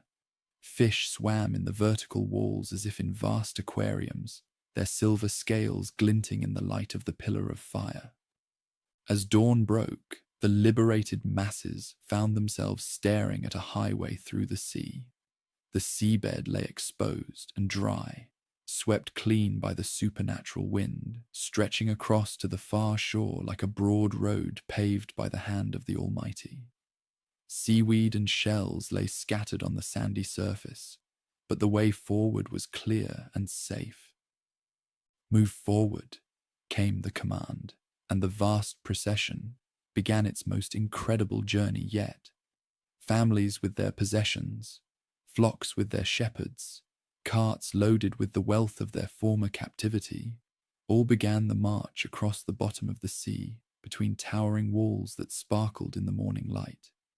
Children who had never seen such a wonder laughed and played as they walked, reaching out to touch the aqueous barriers that gleamed in the rising sun. Adults moved with a mixture of awe and haste, understanding that they were witnessing the greatest miracle in human history, but anxious to complete their crossing before anything changed. The journey across took hours, given the size of the multitude and the need to move livestock and heavy carts across the unfamiliar terrain. But throughout the crossing, the liquid walls remained perfectly stable, held in place by the same power that had created this impossible path to freedom. Behind them, the pursuing forces waited in frustrated rage as the supernatural darkness prevented any advance. They could hear sounds from the liberated camp, voices, the lowing of cattle, the creak of cart wheels, but they could see nothing and advance nowhere. The pillar of cloud had become an impenetrable barrier that separated the oppressors from their intended victims. As the last of the fleeing multitude reached the far shore, the pillar of cloud began to move again. The darkness that had blinded the royal forces suddenly lifted, revealing the empty camp and the miraculous pathway through the depths.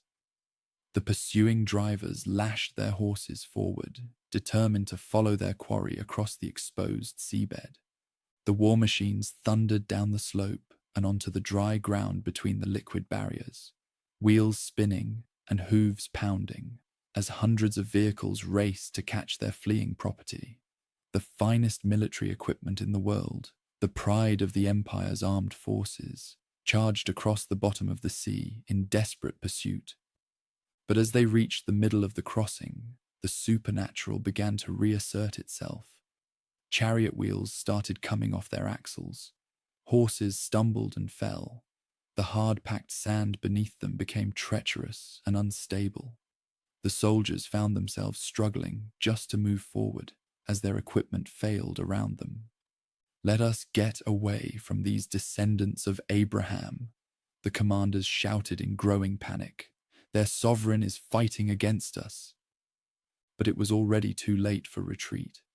On the far shore, the appointed shepherd stretched out his hand once more over the sea. The liquid walls that had stood like crystal cliffs throughout the night began to tremble and collapse.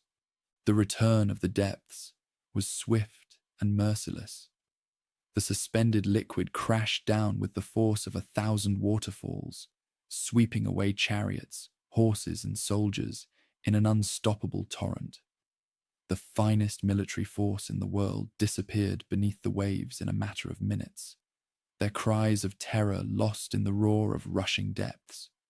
When the tumult subsided and the sea returned to its normal state, not a single member of the pursuing force remained alive. The shoreline was littered with debris, broken wheels, pieces of armor, the bodies of horses and men, testimony to the complete destruction of those who had sought to drag the liberated families back into bondage. On the eastern shore, 2 million witnesses to this incredible deliverance burst into spontaneous celebration.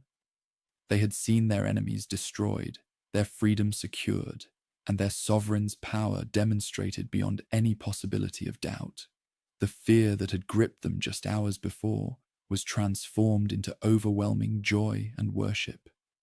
Miriam, sister of their chosen guide, took up a tambourine and began to dance, her voice rising in a song of triumph that would be remembered for generations.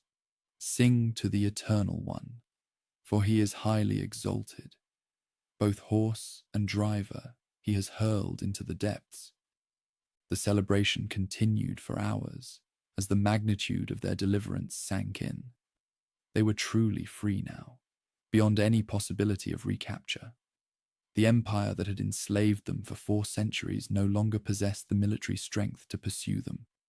The Red Sea had become their final barrier to freedom, and their oppressors lay buried beneath its waves. But the initial euphoria of deliverance soon gave way to the harsh realities of desert survival. The celebration ended when they realized they faced a new challenge.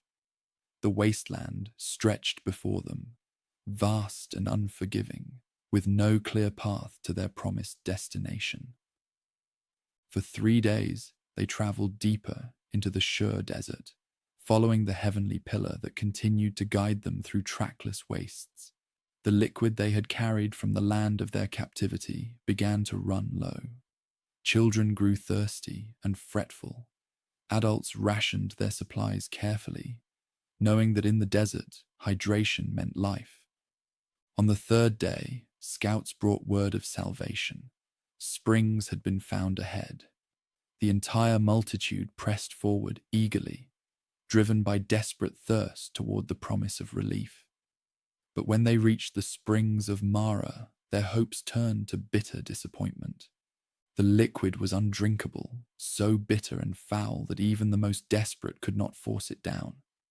Families stared in despair at the abundance of fluid they could not use, while their throats burned with thirst and their containers sat nearly empty. "What are we to drink?" the nation demanded, their recent songs of triumph forgotten in the face of immediate crisis. The same voices that had praised heavenly deliverance now rose in complaint and accusation. Their appointed guide disappeared from the camp, seeking celestial guidance in solitude. When he returned, he carried a piece of wood that seemed ordinary and unremarkable. Without explanation, he threw it into the bitter spring. The transformation was immediate and complete. The liquid that had been undrinkable became sweet and pure, refreshing to taste and safe to consume. Families filled their containers and drank deeply, while children splashed happily in pools that had been poisonous just moments before. But the miracle came with instruction. If you listen carefully to the voice of your sovereign and do what is right in his eyes, if you pay attention to his commands and keep all his decrees, I will not bring on you any of the diseases I brought on those who oppressed you, for I am the Eternal One who heals you. The lesson was clear. Survival in the wasteland would depend not on human resources, but on celestial provision. Their creator could transform bitter into sweet, deadly into life-giving, impossible into abundant. But this provision would come through obedience and trust, not through complaint and rebellion. From Mara, they traveled to Elim, where 12 springs and 70 palm trees provided abundant hydration and shade for the entire multitude. It was a foretaste of heavenly care, a demonstration that their sovereign could provide abundantly when the nation walked in faith. But the good times at Elim were temporary. The desert journey continued, leading them deeper into regions where no human provision existed. After a month and a half of wasteland travel, when their supplies from the land of bondage were finally exhausted, the assembled families faced their greatest crisis yet. If only we had died by the Almighty's hand in the land of captivity, they wailed, their voices carrying across the desert camp. There we sat around pots of meat and ate all we wanted. But you have brought us out into this wasteland to starve this entire assembly to death. The complaints struck at the heart of guidance, challenging not just practical decisions, but the very foundation of their divinely mandated journey. Were they indeed better off as well-fed slaves than as starving free citizens? Had the deliverance been a mistake, a cruel deception that would end in mass starvation? The celestial response came swiftly. I will rain down sustenance from heaven for you. The nation is to go out each day and gather enough for that day. In this way, I will test them and see whether they will follow my instructions. That evening, as the sun set over the desert camp, something unprecedented occurred. Quail appeared in enormous flocks, flying low over the ground, so numerous and so exhausted from their journey that they could be caught easily by hand. The multitude gathered the birds by the thousands, providing meat for the entire assembly. But the greater wonder came with the dawn. As the morning dew evaporated under the rising sun, it left behind something the assembled families had never seen before. Thin flakes like frost on the desert floor, white and sweet to the taste, substantial enough to satisfy hunger, but unlike any sustenance from their former homeland. What is it? They asked each other, staring in wonder at the mysterious substance that covered the ground around their camp. The question itself became its name. Manna, meaning what is it? Nourishment from heaven that appeared with the dew each morning.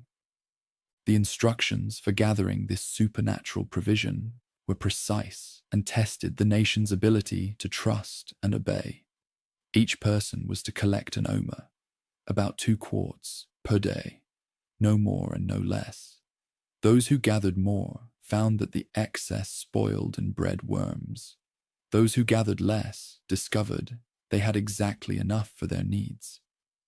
On the 6th day of each week, they were commanded to gather twice as much, preparing for the 7th day when no heavenly sustenance would appear.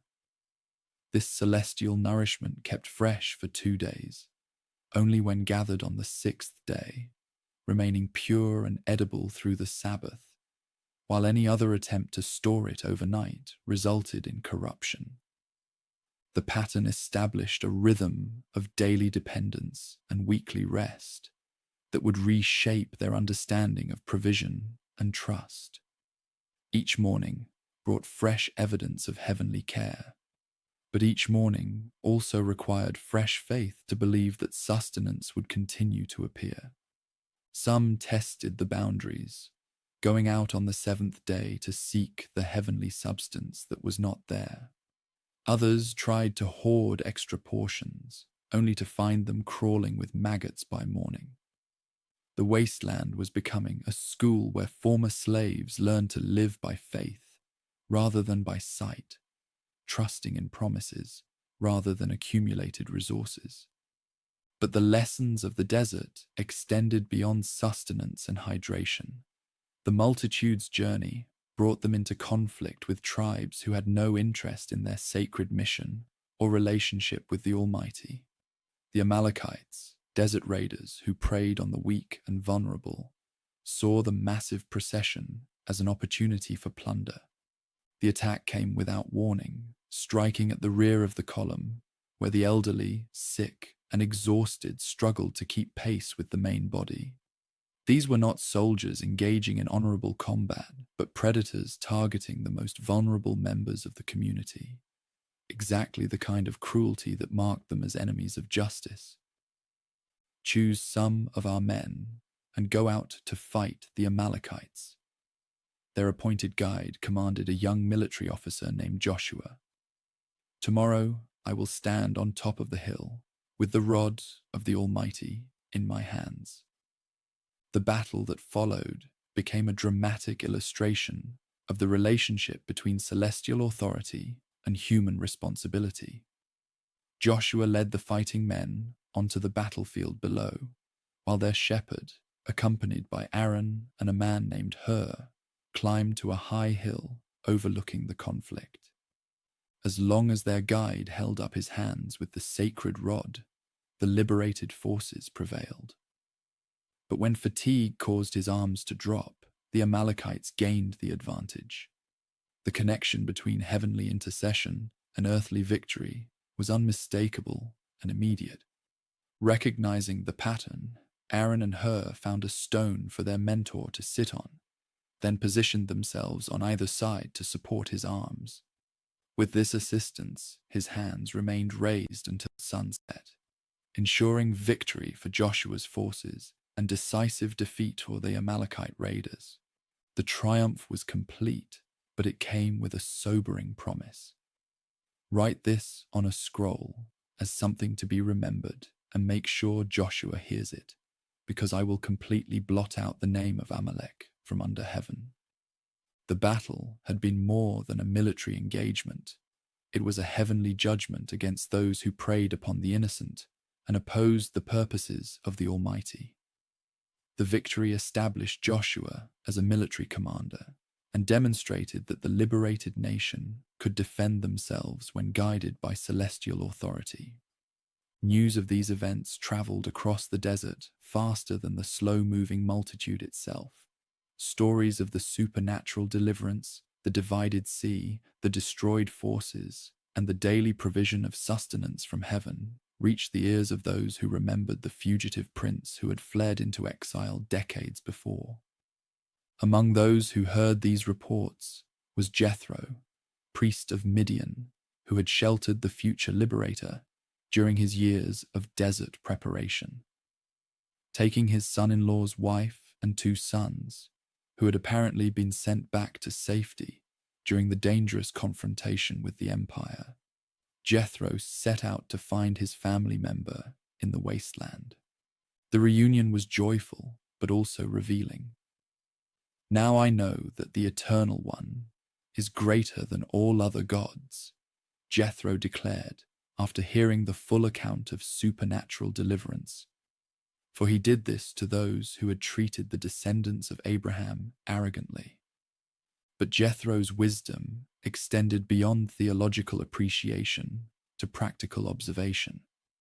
He watched as his son-in-law attempted to serve as judge and administrator for the entire multitude, settling disputes and answering questions from dawn to dusk, while hundreds waited in long lines for his attention. "What you are doing is not good," the old priest counseled. You and these citizens who come to you will only wear yourselves out. The work is too heavy for you. You cannot handle it alone. The solution Jethro proposed was revolutionary. Delegation of responsibility through a structured hierarchy of oversight.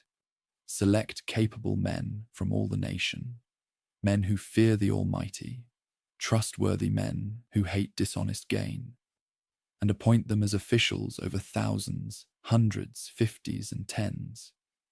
Have them serve as judges for the citizens at all times, but have them bring every difficult case to you. The simple cases they can decide themselves. The advice was implemented immediately, creating the first formal governmental structure for the liberated community. Suddenly, instead of one overwhelmed guide trying to manage 2 million individuals, there was a system of distributed responsibility that could handle the daily administration of justice, while preserving their shepherd's energy for the major decisions that required his unique calling and celestial guidance. The transformation was dramatic and immediate. Cases that had taken hours to reach resolution were now handled efficiently at lower levels. The citizens no longer spent entire days waiting in line for attention. The appointed guide could focus on his primary role as mediator between heaven and earth, rather than being consumed by administrative details. But most importantly, the new system began training a generation of officials who would be essential for the challenges ahead. The promised land would require not just heavenly guidance, but human institutions, not just miraculous provision, but practical governance. The desert was preparing them for nationhood as well as for faith. As Jethro prepared to return to his own land, satisfied that his son-in-law was being properly supported, the massive encampment prepared for the next stage of their journey. 3 months had passed since their dramatic escape from bondage. 3 months of learning to live by celestial provision rather than human resources. They had discovered that bitter liquid could become sweet, that sustenance could fall from heaven, that victory could come through lifted hands rather than superior numbers.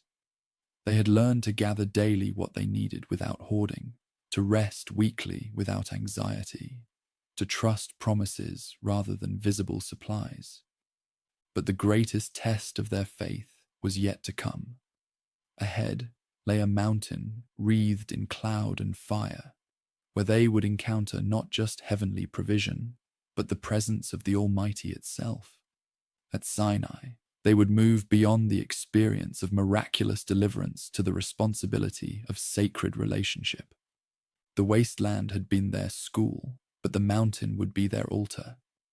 Everything that had brought them out of bondage was preparing them for what would make them a nation under celestial rule. The pillar of cloud was already moving toward the looming peaks ahead, calling them to their appointment with destiny. The mountain loomed before them like a fortress of stone and shadow, its jagged peaks disappearing into clouds that seemed to pulse with their own inner light. Mount Sinai rose from the desert floor with an austere majesty that made even the children fall silent as the vast procession approached its base. This was no ordinary geographic feature, but a place where heaven and earth would meet in ways that would reshape human understanding forever. 3 months had passed since their dramatic escape from bondage. 3 months of supernatural provision, miraculous protection, and gradual transformation from a slave population into something approaching a nation. Now, as they established their camp in the shadow of the sacred peak, an atmosphere of expectancy settled over the entire assembly, like morning mist. The appointed guide disappeared into the rocky slopes early on the first day, climbing toward heights that seemed to scrape the belly of heaven itself. When he returned, his face carried the unmistakable mark of one who had been in the sacred presence, a radiance that made ordinary conversation difficult and caused even Aaron to avert his eyes. "This is what you are to say to the descendants of Jacob," he announced to the assembled elders. his voice still carrying echoes of the encounter that had just transformed his understanding. "Tell the children of Israel, you yourselves have seen what I did to the land of bondage, how I carried you on eagle's wings and brought you to myself. Now if you obey me fully and keep my terms of agreement, then out of all nations you will be my treasured possession. Although the whole earth is mine, you will be for me a kingdom of priests and a holy nation." The words struck the gathered assembly like lightning. A kingdom of priests, not just a nation with priests, but an entire population serving as intermediaries between the sacred and human realms. A holy nation, set apart not for privilege, but for purpose, called to demonstrate what life looked like when lived in harmony with the Creator's intentions. The response from the assembled families was immediate and unanimous. "We will do everything the Eternal One has said." The commitment flowed from hearts still fresh, with gratitude for deliverance, minds still amazed by daily provision of sustenance from heaven, spirits still buoyed by the impossible victory at the divided depths. But even as they spoke these words of eager commitment, none of them truly understood what they were agreeing to undertake. The relationship they were entering would demand everything they had and everything they were, reshaping not just their national identity, but their individual understanding of what it meant to be human. The preparations for the encounter began immediately, and they were unlike anything the assembled nation had ever experienced. "Go to the assembly and consecrate them today and tomorrow," came the instruction through their appointed mediator. "Have them wash their clothes and be ready by the third day, because on that day the Lord will come down on Mount Sinai in the sight of all the citizens." The rituals of purification were both symbolic and practical, preparing hearts and minds for an encounter with holiness that would otherwise consume them. Every garment was washed until it gleamed white in the sun. Every person underwent ceremonial cleansing that removed not just physical dirt, but the spiritual contamination that accumulated from life in a fallen world. But the most startling instruction involved the peak itself. Put limits around the mountain and tell the population to be careful that they do not approach it. Anyone who touches the slope is to be put to death. They are to be stoned or shot with arrows. Not a hand is to be laid on them. No person or animal may live who touches the sacred ground. Only when the ram's horn sounds a long blast may they approach the heights. The boundary markers were set with meticulous care, creating a perimeter beyond which no living creature could venture and survive. The elevation had become a threshold between worlds, a place where the infinite holiness of the Creator would manifest in ways that finite beings could not endure without proper preparation and protection. On the morning of the third day, the transformation began before dawn. Thick clouds gathered around the peak with supernatural swiftness. Their dark masses shot through with veins of fire that pulsed like a heartbeat made visible. Thunder rolled across the wasteland with such intensity that it seemed to shake the very foundations of the earth, while lightning split the sky in displays of raw power that left after-images burned into watching retinas. Then came the sound, a blast from a ram's horn that seemed to emerge not from any earthly instrument, but from the throat of creation itself. The note began low and distant, barely audible above the thunder, but it grew steadily in volume and intensity until it filled the entire valley, reverberating off canyon walls and echoing from distant peaks. The effect on the assembled multitude was immediate and overwhelming. 2 million souls trembled at the sound, their earlier confidence evaporating in the face of manifestation that exceeded every category of human experience. Children pressed their faces against their parents' robes, while adults who had survived plagues and parted waters found themselves weak-kneed with terror. "Come," their mediator ordered, leading the procession toward the base of the elevation, though he himself moved with obvious reverence and carefully controlled fear. "The Almighty has summoned us to meet with him."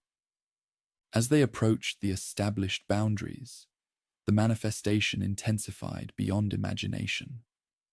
The entire peak was shrouded in smoke because the Lord descended on it in fire. The smoke billowed up from it like smoke from a furnace, and the whole summit trembled violently. The sound of the trumpet grew louder and louder until it seemed that the very air would shatter from the intensity.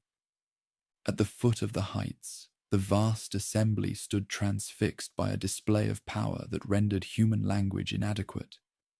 This was no distant theological concept, but the immediate sacred appearance of the Creator of all things, the one who had spoken light into darkness and breathed life into dust. The Almighty, who had defeated the mightiest empire on earth, was now revealing himself to his chosen nation in person. From the midst of the fire and smoke and thunder, a voice began to speak, not the whisper they might have expected from a burning bush, but words that carried the authority of absolute truth and the power to reshape reality itself. Each syllable fell like a physical blow upon the assembled crowd, driving them backward from the slope's base in waves of instinctive terror. "I am the Lord your sovereign, who brought you out of the land of bondage, out of the house of slavery." The opening declaration established both identity and relationship. This was not some unknown deity demanding blind allegiance, but the same power that had demonstrated his commitment to their welfare through mighty acts of deliverance. He had earned the right to speak by proving his love through action. "You shall have no other gods before me." The first statute struck at the heart of human tendency toward divided loyalty. In a world filled with competing deities, conflicting authorities, and alternative sources of meaning, the call was for exclusive commitment to the one who had proven himself worthy of complete trust. "You shall not make idols for yourselves. Any image that looks like anything in heaven above or on the earth beneath or in the waters below. You shall not bow down to them or worship them, for I, the Lord your sovereign, am a jealous deity, punishing the children for the sin of the parents to the third and fourth generation of those who hate me, but showing love to 1,000 generations of those who love me and keep my ordinances." The prohibition against images was revolutionary in a world where sacred appearance was universally understood to require physical representation. But the invisible Creator could not be captured in stone or metal, wood or gold. Any attempt to contain the infinite in finite form would inevitably diminish and distort the reality it claimed to represent. "You shall not misuse the name of the Lord your sovereign, for the Lord will not hold anyone guiltless who misuses his name." The third ordinance protected the sacred nature of heavenly identity itself. In cultures where names carried the essence of being, casual or manipulative use of the holy name represented an assault on the very character of the Almighty. His name was not a tool for human manipulation, but a revelation of his nature that demanded reverence. "Remember the Sabbath day by keeping it holy. 6 days you shall labor and do all your work, but the 7th day is a Sabbath to the Lord your sovereign. On it you shall not do any work, neither you nor your son or daughter, nor your male or female servant, nor your animals, nor any foreigner residing in your towns. For in 6 days the Lord made the heavens and the earth, the waters and all that is in them, but he rested on the 7th day. Therefore the Lord blessed the Sabbath day and made it holy." The fourth statute established a rhythm of work and rest that reflected the pattern of creation itself. But more than personal restoration, the Sabbath represented a protest against the crushing demands of economic necessity and a declaration that human beings were more than mere production units. Honor your father and your mother, so that you may live long in the land the Lord your sovereign is giving you.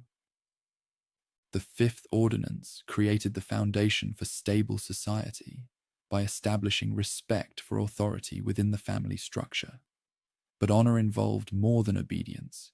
It included care, provision, and the recognition that parents served as the first representatives of heavenly authority in human experience.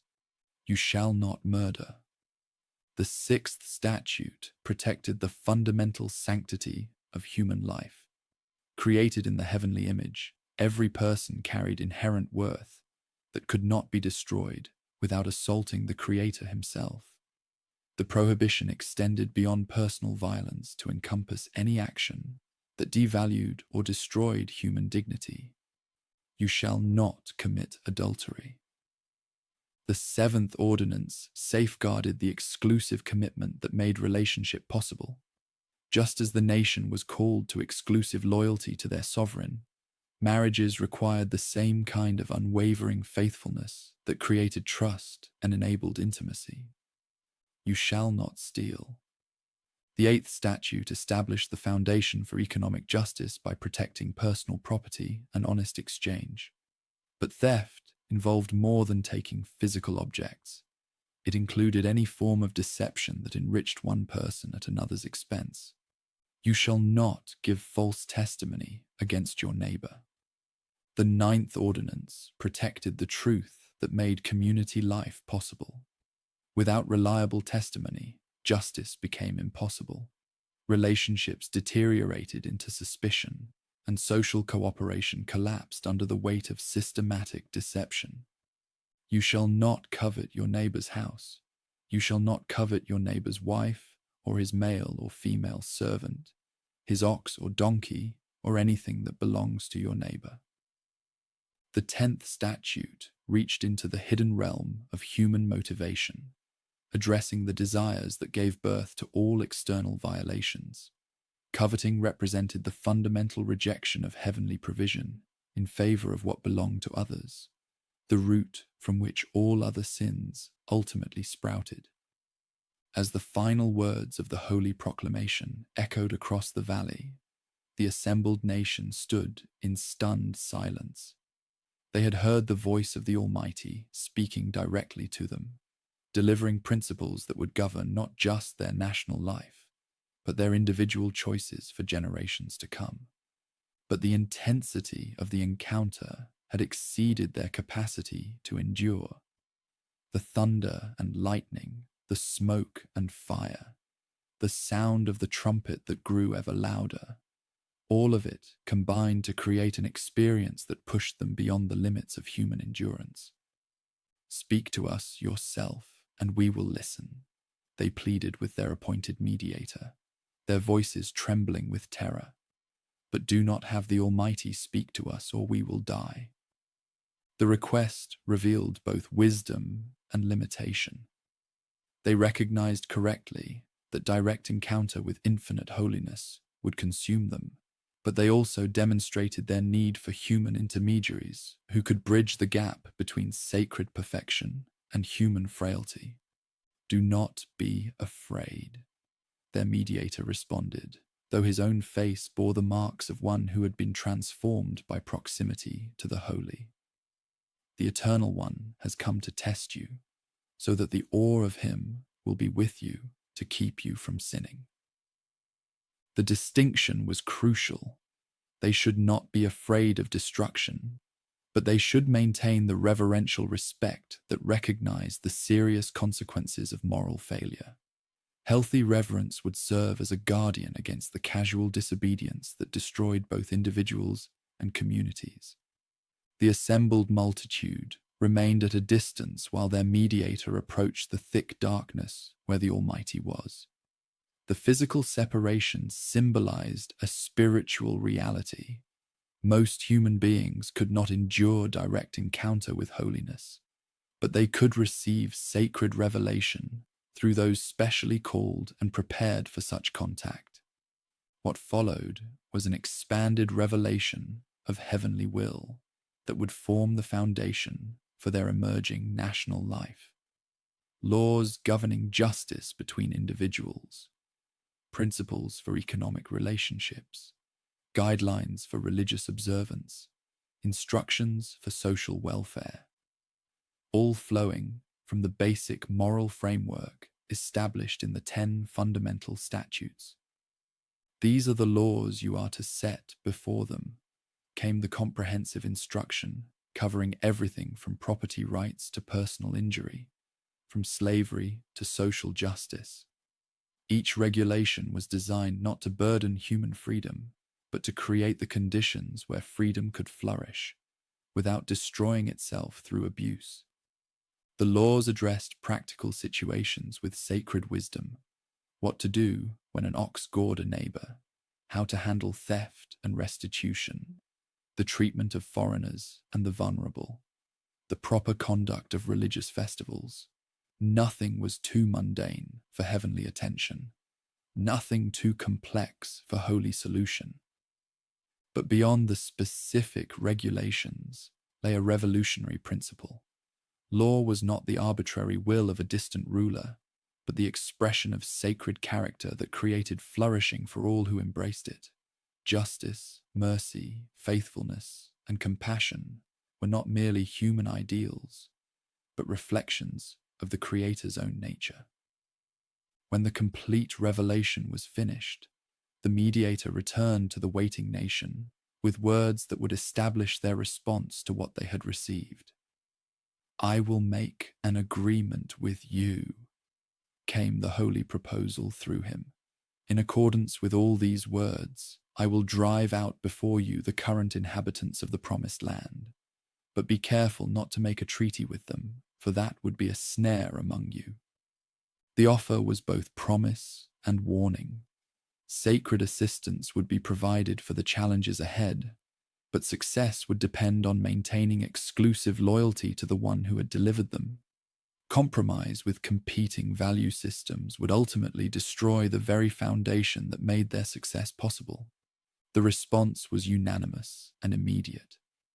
"Everything the Lord has said, we will do." The commitment was sincere and heartfelt, though none of them yet understood the cost of what they were promising, or the grace that would be required to fulfill such obligations. To solemnize this historic agreement, an elaborate ceremony was prepared. Young men from the tribes were appointed to offer burnt offerings and sacrifice young bulls as fellowship offerings to the Lord. The blood from these sacrifices was collected in bowls, half to be sprinkled on an altar representing sacred acceptance, half to be applied to the assembly representing human commitment. When all was prepared, the mediator read the entire collection of heavenly laws to the assembled nation, ensuring that everyone understood exactly what they were agreeing to undertake. The reading took hours, but the assembly listened with rapt attention, knowing they were participating in the most significant moment in their history. "We will do everything the Lord has said. We will obey," they declared when the reading was complete. With these words, they entered into the most solemn commitment possible between the Creator and his creatures. The ceremony concluded with the sprinkling of blood on the assembly, a visible sign that they had entered into a life and death relationship with the Almighty. The crimson drops on their clothing would remind them daily that this was no casual agreement, but a binding oath that carried eternal consequences. But the relationship established that day was only beginning. "Come up to me on the heights and stay here," came the invitation to the mediator, "and I will give you the tablets of stone with the law and ordinances I have written for their instruction." Taking Joshua as his aide, the appointed shepherd began the ascent that would separate him from the nation for 40 days and 40 nights. As he climbed higher into the supernatural cloud that shrouded the peak, The assembled families below watched until his figure disappeared entirely into the holy atmosphere.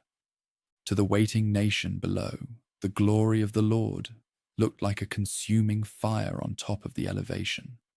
Day and night it blazed with an intensity that could be seen for miles, a constant reminder that their mediator was in the vicinity of power beyond human comprehension. 40 days and 40 nights, he remained in that atmosphere, receiving not just the stone tablets on which the fundamental ordinances were written by the finger of the Almighty, but detailed instructions for the construction of a portable sanctuary where sacred appearance could dwell among them during their continuing journey.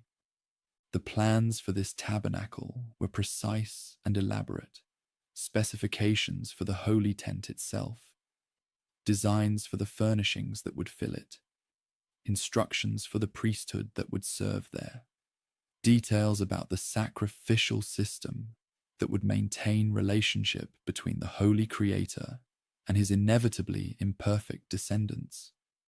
Every element was rich with meaning. The Ark of the Agreement would contain the stone tablets, representing heavenly law as the foundation of relationship. The mercy seat on top would be the place where sacred justice and mercy met in perfect balance. The lampstand would provide light in the holy place, symbolizing celestial illumination in a world of darkness. But the most significant aspect of the entire structure was its purpose. Have them make a sanctuary for me, and I will dwell among them. The Almighty, who had revealed himself on the heights in terrible majesty, would now make his home in the midst of his descendants, accessible but still holy, near but never casual. As the days passed and their mediator remained absent, the assembly below began to grow restless. The fire on the elevation continued to burn. The cloud remained in place. But there was no word from above, no indication of when their appointed guide would return to lead them onward. The stage was being set for the greatest test of their newly formed relationship with the Eternal One, a test that would reveal the gap between sincere intention and actual performance, between the desire to serve the Almighty and the reality of human weakness. On the heights, surrounded by glory too bright for human eyes, their mediator received the tablets written by sacred hand. But below, in the camp where 2 million souls waited for direction, hearts were already beginning to turn toward alternatives that seemed more manageable than the invisible Creator who demanded exclusive devotion. The most crucial moment in their young history as a nation was approaching, a moment that would determine whether the relationship established in fire and smoke could survive the test of ordinary time and human frailty. 40 days had passed since their appointed shepherd disappeared into the cloud-wrapped summit of Sinai, and the patience of 2 million souls was wearing dangerously thin. The fire on the peak continued to burn with undiminished intensity, but to the waiting multitude below, it had begun to feel less like a sign of hope and more like evidence of abandonment. "Come, make us gods who will go before us," the gathered families demanded of Aaron, their voices carrying an edge of desperation that masked deeper fears. "As for this fellow who brought us out of bondage, we don't know what has happened to him." The request struck at the heart of humanity's need for visible, tangible objects of worship. The invisible Creator who had demonstrated his power through plagues and parted waters was too abstract, too demanding, too unpredictable for comfort. They wanted something they could see, touch, and control, something that would give them the illusion of spiritual security without the challenging demands of authentic relationship. Aaron found himself in an impossible position. His younger brother had been gone for over a month, with no word, no sign, no indication of when or if he would return. The multitude was growing increasingly agitated, and whispers of mutiny were spreading through the camp like wildfire. As the senior priest and temporary leader, he faced a choice between maintaining order and preserving principle. Take off the gold earrings that your wives, your sons, and your daughters are wearing, and bring them to me. Aaron finally responded, perhaps hoping that the cost of such a sacrifice would deter the crowd from their dangerous request. But the response was immediate and overwhelming. Families throughout the camp began removing precious jewelry, earrings, bracelets, chains, and ornaments that represented their personal wealth and family treasures. The gold poured in faster than Aaron had anticipated, creating a substantial pile of precious metal that represented the collective desire for something tangible to worship. With mounting horror, Aaron realized he had set in motion something that could not be easily stopped. The pressure from the crowd was intense, their expectations clear, and retreat was no longer possible. Taking the gold they had brought, he fashioned it with a tool and made an idol cast in the shape of a calf. The choice of form was both familiar and tragic. In the land of their former bondage, bulls and calves had been symbols of fertility, strength, and heavenly power. Apis, the sacred bull, was among the most revered deities in the empire they had escaped. Now, in a moment of spiritual panic, they were returning to the very religious symbols that had characterized their oppression. These are your gods, Israel, who brought you out of the land of captivity, the crowd proclaimed with enthusiastic relief, their voices carrying across the entire encampment. The golden image gleamed in the desert sun, solid and reassuring, in a way that the invisible creator could never be. Aaron watched the celebration with growing dread, understanding too late the magnitude of what he had unleashed.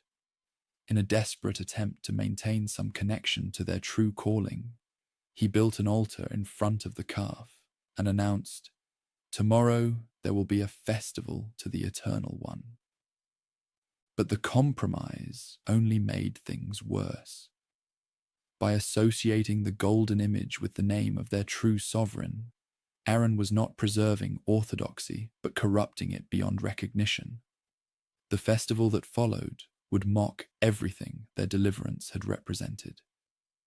The next day came early, as the gathered families rose to indulge in pagan celebration.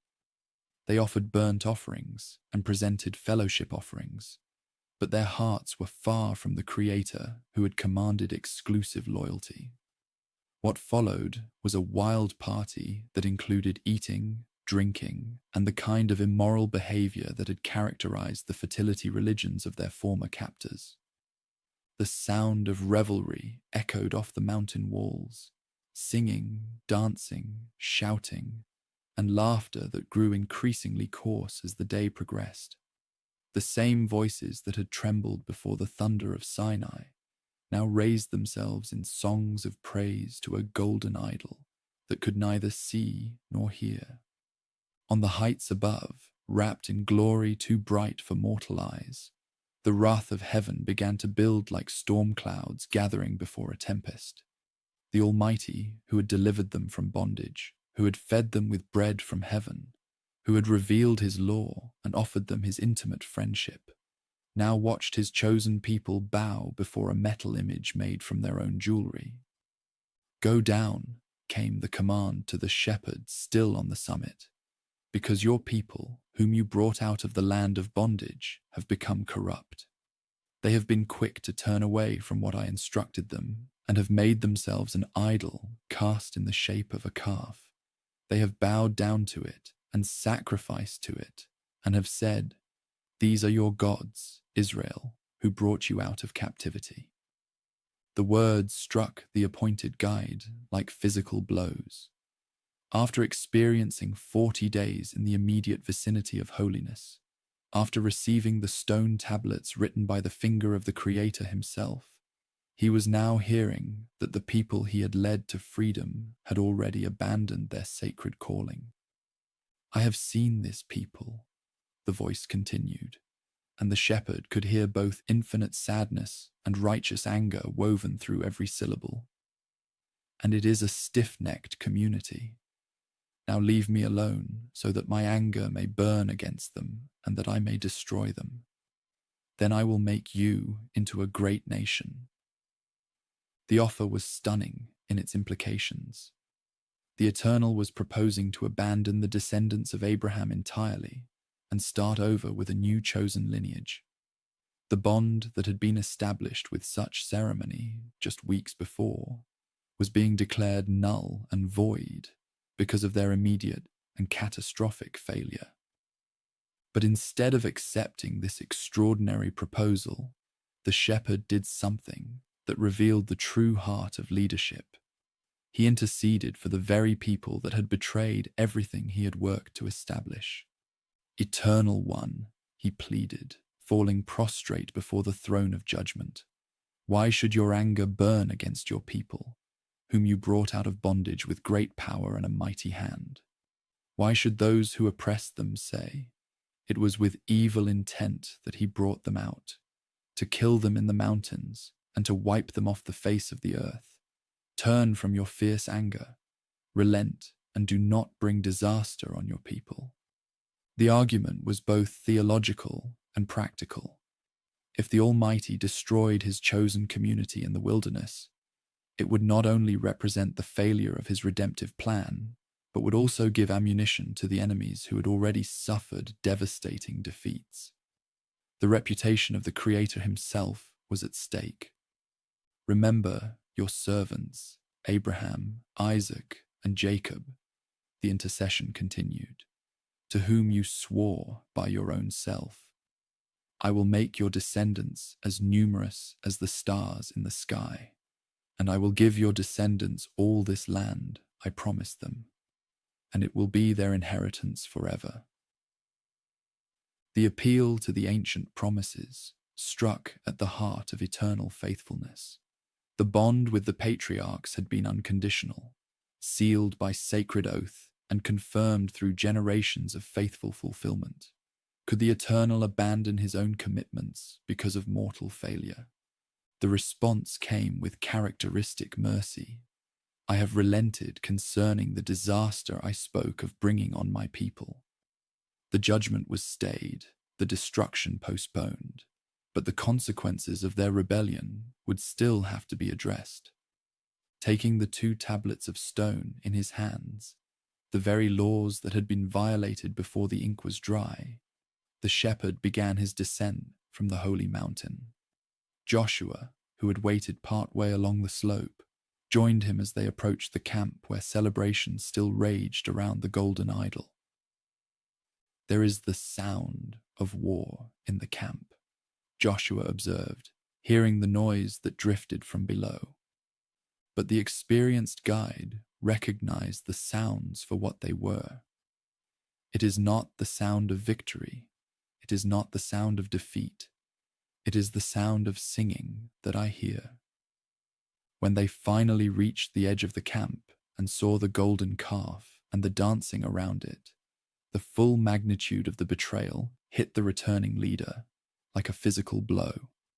The stone tablets, inscribed by the very finger of the Almighty, slipped from his hands and shattered on the rocky ground at the foot of the mountain. The symbolism was unmistakable and intentional. The sacred bond had been broken, not by heavenly abandonment, but by mortal treachery. The laws that were meant to guide them into blessing had been violated before they could even be properly delivered to the community. In a rage that matched the celestial wrath he had just interceded against, the shepherd took the golden calf, ground it to powder, scattered it on the water supply, and forced the offending multitude to drink it. The idol they had worshipped would become part of their own bodies, a bitter reminder of their folly. What did this people do to you, he demanded of Aaron, that you led them into such great sin? Aaron's response revealed the weakness that had made the disaster possible. Do not be angry, my lord. You know how prone these citizens are to evil. They said to me, "Make us gods who will go before us. As for this fellow who brought us out of captivity, we don't know what has happened to him." So I told them, "Whoever has any gold jewelry, take it off." Then they gave me the gold, and I threw it into the fire, and out came this calf. The explanation was both truthful and deeply inadequate. Aaron's account made it sound as if the golden idol had somehow emerged spontaneously from the flames, without design or intention. The senior priest was refusing to take responsibility for his role in leading the community into apostasy. But the crisis demanded more than explanations. It required decisive action that would establish the seriousness of breaking faith and the cost of spiritual betrayal. Standing at the entrance to the camp, the shepherd issued a challenge that would divide the multitude along lines of ultimate loyalty. "Whoever is for the Eternal One, come to me," he called out, his voice carrying across the entire encampment. The moment of decision had arrived. Would they recommit to their true calling, or would they continue in rebellion against the Creator who had delivered them? The response was immediate and telling. All the Levites rallied to him, the tribe that had been set apart for religious service, the kinsmen who understood that some principles were worth dying for. But significantly, they came alone. The other tribes hesitated, calculating costs, weighing options, uncertain about the implications of such a public commitment. The command that followed was as shocking as it was necessary. "This is what the Eternal, the Sovereign of Israel, says. Each man strap a sword to his side. Go back and forth through the camp from each end to the other, each killing his brother and friend and neighbor." The instruction demanded the impossible, that fathers execute sons, that brothers kill brothers, that friends destroy friends who had participated in the Golden Calf Rebellion. It was a test of whether anyone in the camp valued their relationship with the Almighty more than their mortal relationships, their sacred commitment more than their family ties. The Levites did as they were commanded, moving through the camp with swords drawn, executing judgment on those who had led or enthusiastically participated in the idol worship. By the end of that terrible day, about 3,000 had died, a devastating toll that sent shockwaves through the entire community. "You have been set apart to the Eternal today," the shepherd told the Levites when the judgment was complete. "For you were against your own sons and brothers, and he has blessed you this day." The blessing came through obedience that cost them everything mortal nature held dear. The Levites had chosen the Almighty over family, principle over preference, eternal values over temporary relationships. In doing so, they had established themselves as the priestly tribe that could be trusted with sacred responsibilities. But the judgment, severe as it was, did not exhaust the heavenly response to the Golden Calf Rebellion. The next day brought a reckoning that reached to the very heart of the sacred relationship itself. "You have committed a great sin," the shepherd announced to the surviving community. "But now I will go to the Eternal. Perhaps I can make atonement for your sin." The return to the mountain was a journey into the unknown. Would the Almighty accept any form of atonement for such blatant violation of trust? Was there any sacrifice that could restore the relationship that had been so catastrophically damaged? "Oh, what a great sin these people have committed," the shepherd confessed when he stood again before the throne of judgment. "They have made themselves gods of gold. But now, please forgive their sin. But if not, then blot me out of the book you have written." The offer was staggering in its implications. The appointed guide was volunteering to bear the punishment for the entire community's rebellion, to accept eternal separation from the Almighty if that was what was required to preserve the sacred bond. It was substitutionary intercession of the highest order. The heavenly response revealed both justice and mercy in perfect balance. Whoever has sinned against me, I will blot out of my book. Now go, lead the people to the place I spoke of, and my angel will go before you. However, when the time comes for me to punish, I will punish them for their sin. Individual accountability would be maintained. Those who had personally participated in the rebellion would face personal consequences. But the sacred bond itself would continue, and the journey to the promised land would proceed. The mediation had been effective, though not without ongoing costs. But the most devastating consequence was yet to be revealed. Leave this place, you and the people you brought out of bondage, and go to the land I promised on oath to Abraham, Isaac, and Jacob, came the instruction from heaven. I will send an angel before you and drive out the current inhabitants. Go to the land flowing with milk and honey. But I will not go with you, because you are a stiff-necked people, and I might destroy you on the way. The words hit the camp like a physical blow.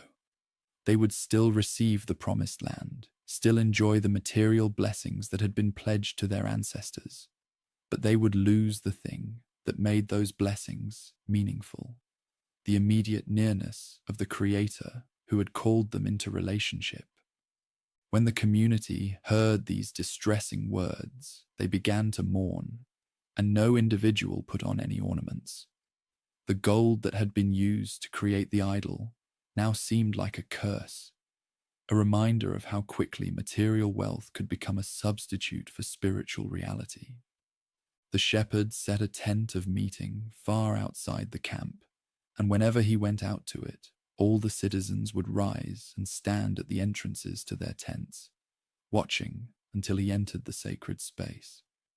When he went into the tent, the pillar of cloud would descend and stay at the entrance, and the Eternal would speak with him face to face, as friends speak to each other. The contrast was heartbreaking.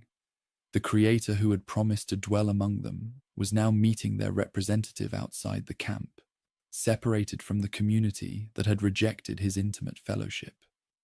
The relationship continued, but it was no longer the close communion that had been originally intended. In the privacy of that distant tent, a conversation took place that would determine the future of the entire community. You have been telling me, lead this people forward, but you have not let me know whom you will send with me, the shepherd pleaded. You have said, I know you by name, and you have found favor with me. If you are pleased with me, teach me your ways so I may know you and continue to find favor with you. Remember that this community is your people. The request went beyond personal relationship to corporate identity. The shepherd was arguing that without heavenly nearness, the chosen community would be indistinguishable from any other group of folks wandering through the wilderness. Their unique calling, their special purpose, their sacred identity, all of it depended on the continuing fellowship of the Creator who had called them out of bondage. My presence will go with you, and I will give you rest, came the gracious response, and the shepherd's heart leaped with relief and gratitude. But he pressed for even greater assurance. If your presence does not go with us, do not send us forward from here.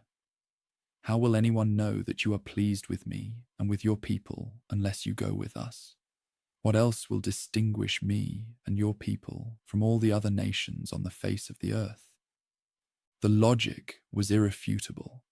Without heavenly fellowship, the chosen community would lose everything that made it unique, everything that justified its existence, everything that gave meaning to its calling. Material blessings without spiritual relationship were ultimately meaningless. I will do the very thing you have asked, came the promise, because I am pleased with you and I know you by name. But the shepherd was not finished. Emboldened by celestial favor, he made a request that pushed the boundaries of what any mortal being had ever dared to ask. Now show me your glory. The request was both natural and impossible. After experiencing 40 days in the sacred vicinity, after interceding successfully for a rebellious community, after securing the promise of continuing guidance, the appointed guide wanted to see the Creator as he truly was, in all his unveiled majesty and power. The response revealed both the limitations of mortality and the extraordinary grace of heavenly accommodation. I will cause all my goodness to pass in front of you, and I will proclaim my name, the Eternal, in your sight. I will have mercy on whom I will have mercy, and I will have compassion on whom I will have compassion. But you cannot see my face, for no mortal may see me and live. The offer was unprecedented, a revelation of celestial character that would exceed anything previously experienced, but still within the bounds of what mortal nature could survive. The infinite glory of the Creator could not be directly apprehended by finite beings, but his goodness could be experienced in ways that would transform understanding forever. There is a place near me where you may stand on a rock, the Almighty continued. When my glory passes by, I will put you in a cleft in the rock and cover you with my hand until I have passed by. Then I will remove my hand, and you will see my back, but my face must not be seen. The arrangement was both intimate and protective, allowing maximum revelation while preserving mortal life. The shepherd would experience the nearness of the Creator in ways that no other person had ever known, but always with the safeguards that celestial love provided. The Eternal said to him, "Chisel out 2 stone tablets like the first ones, and I will write on them the words that were on the first tablets, which you broke." The sacred bond would be renewed. The law would be restored. But this time with a deeper understanding of both heavenly mercy and mortal frailty. Early in the morning, the shepherd chiseled out 2 stone tablets like the first ones, and went to Mount Sinai as the Eternal had commanded him, and he carried the 2 stone tablets in his hands. Then the Creator came down in the cloud and stood there with him and proclaimed his name, the Eternal. What followed was the most complete revelation of heavenly character ever given to humanity. The Eternal, the compassionate and gracious Sovereign, slow to anger, abounding in love and faithfulness, maintaining love to thousands, and forgiving wickedness, rebellion, and sin. Yet he does not leave the guilty unpunished. He punishes the children and their children for the sin of the parents to the 3rd and 4th generation. The proclamation revealed a Creator of perfect balance, justice and mercy, holiness and love, forgiveness and accountability, all held in perfect tension. This was not a deity who ignored sin, but the Almighty who provided ways for sin to be forgiven without compromising his essential character. The shepherd immediately bowed to the ground and worshipped, overwhelmed by this revelation of celestial nature. Eternal One, if I have found favor in your eyes, then let the Creator go with us. Although this is a stiff-necked people, forgive our wickedness and our sin, and take us as your inheritance.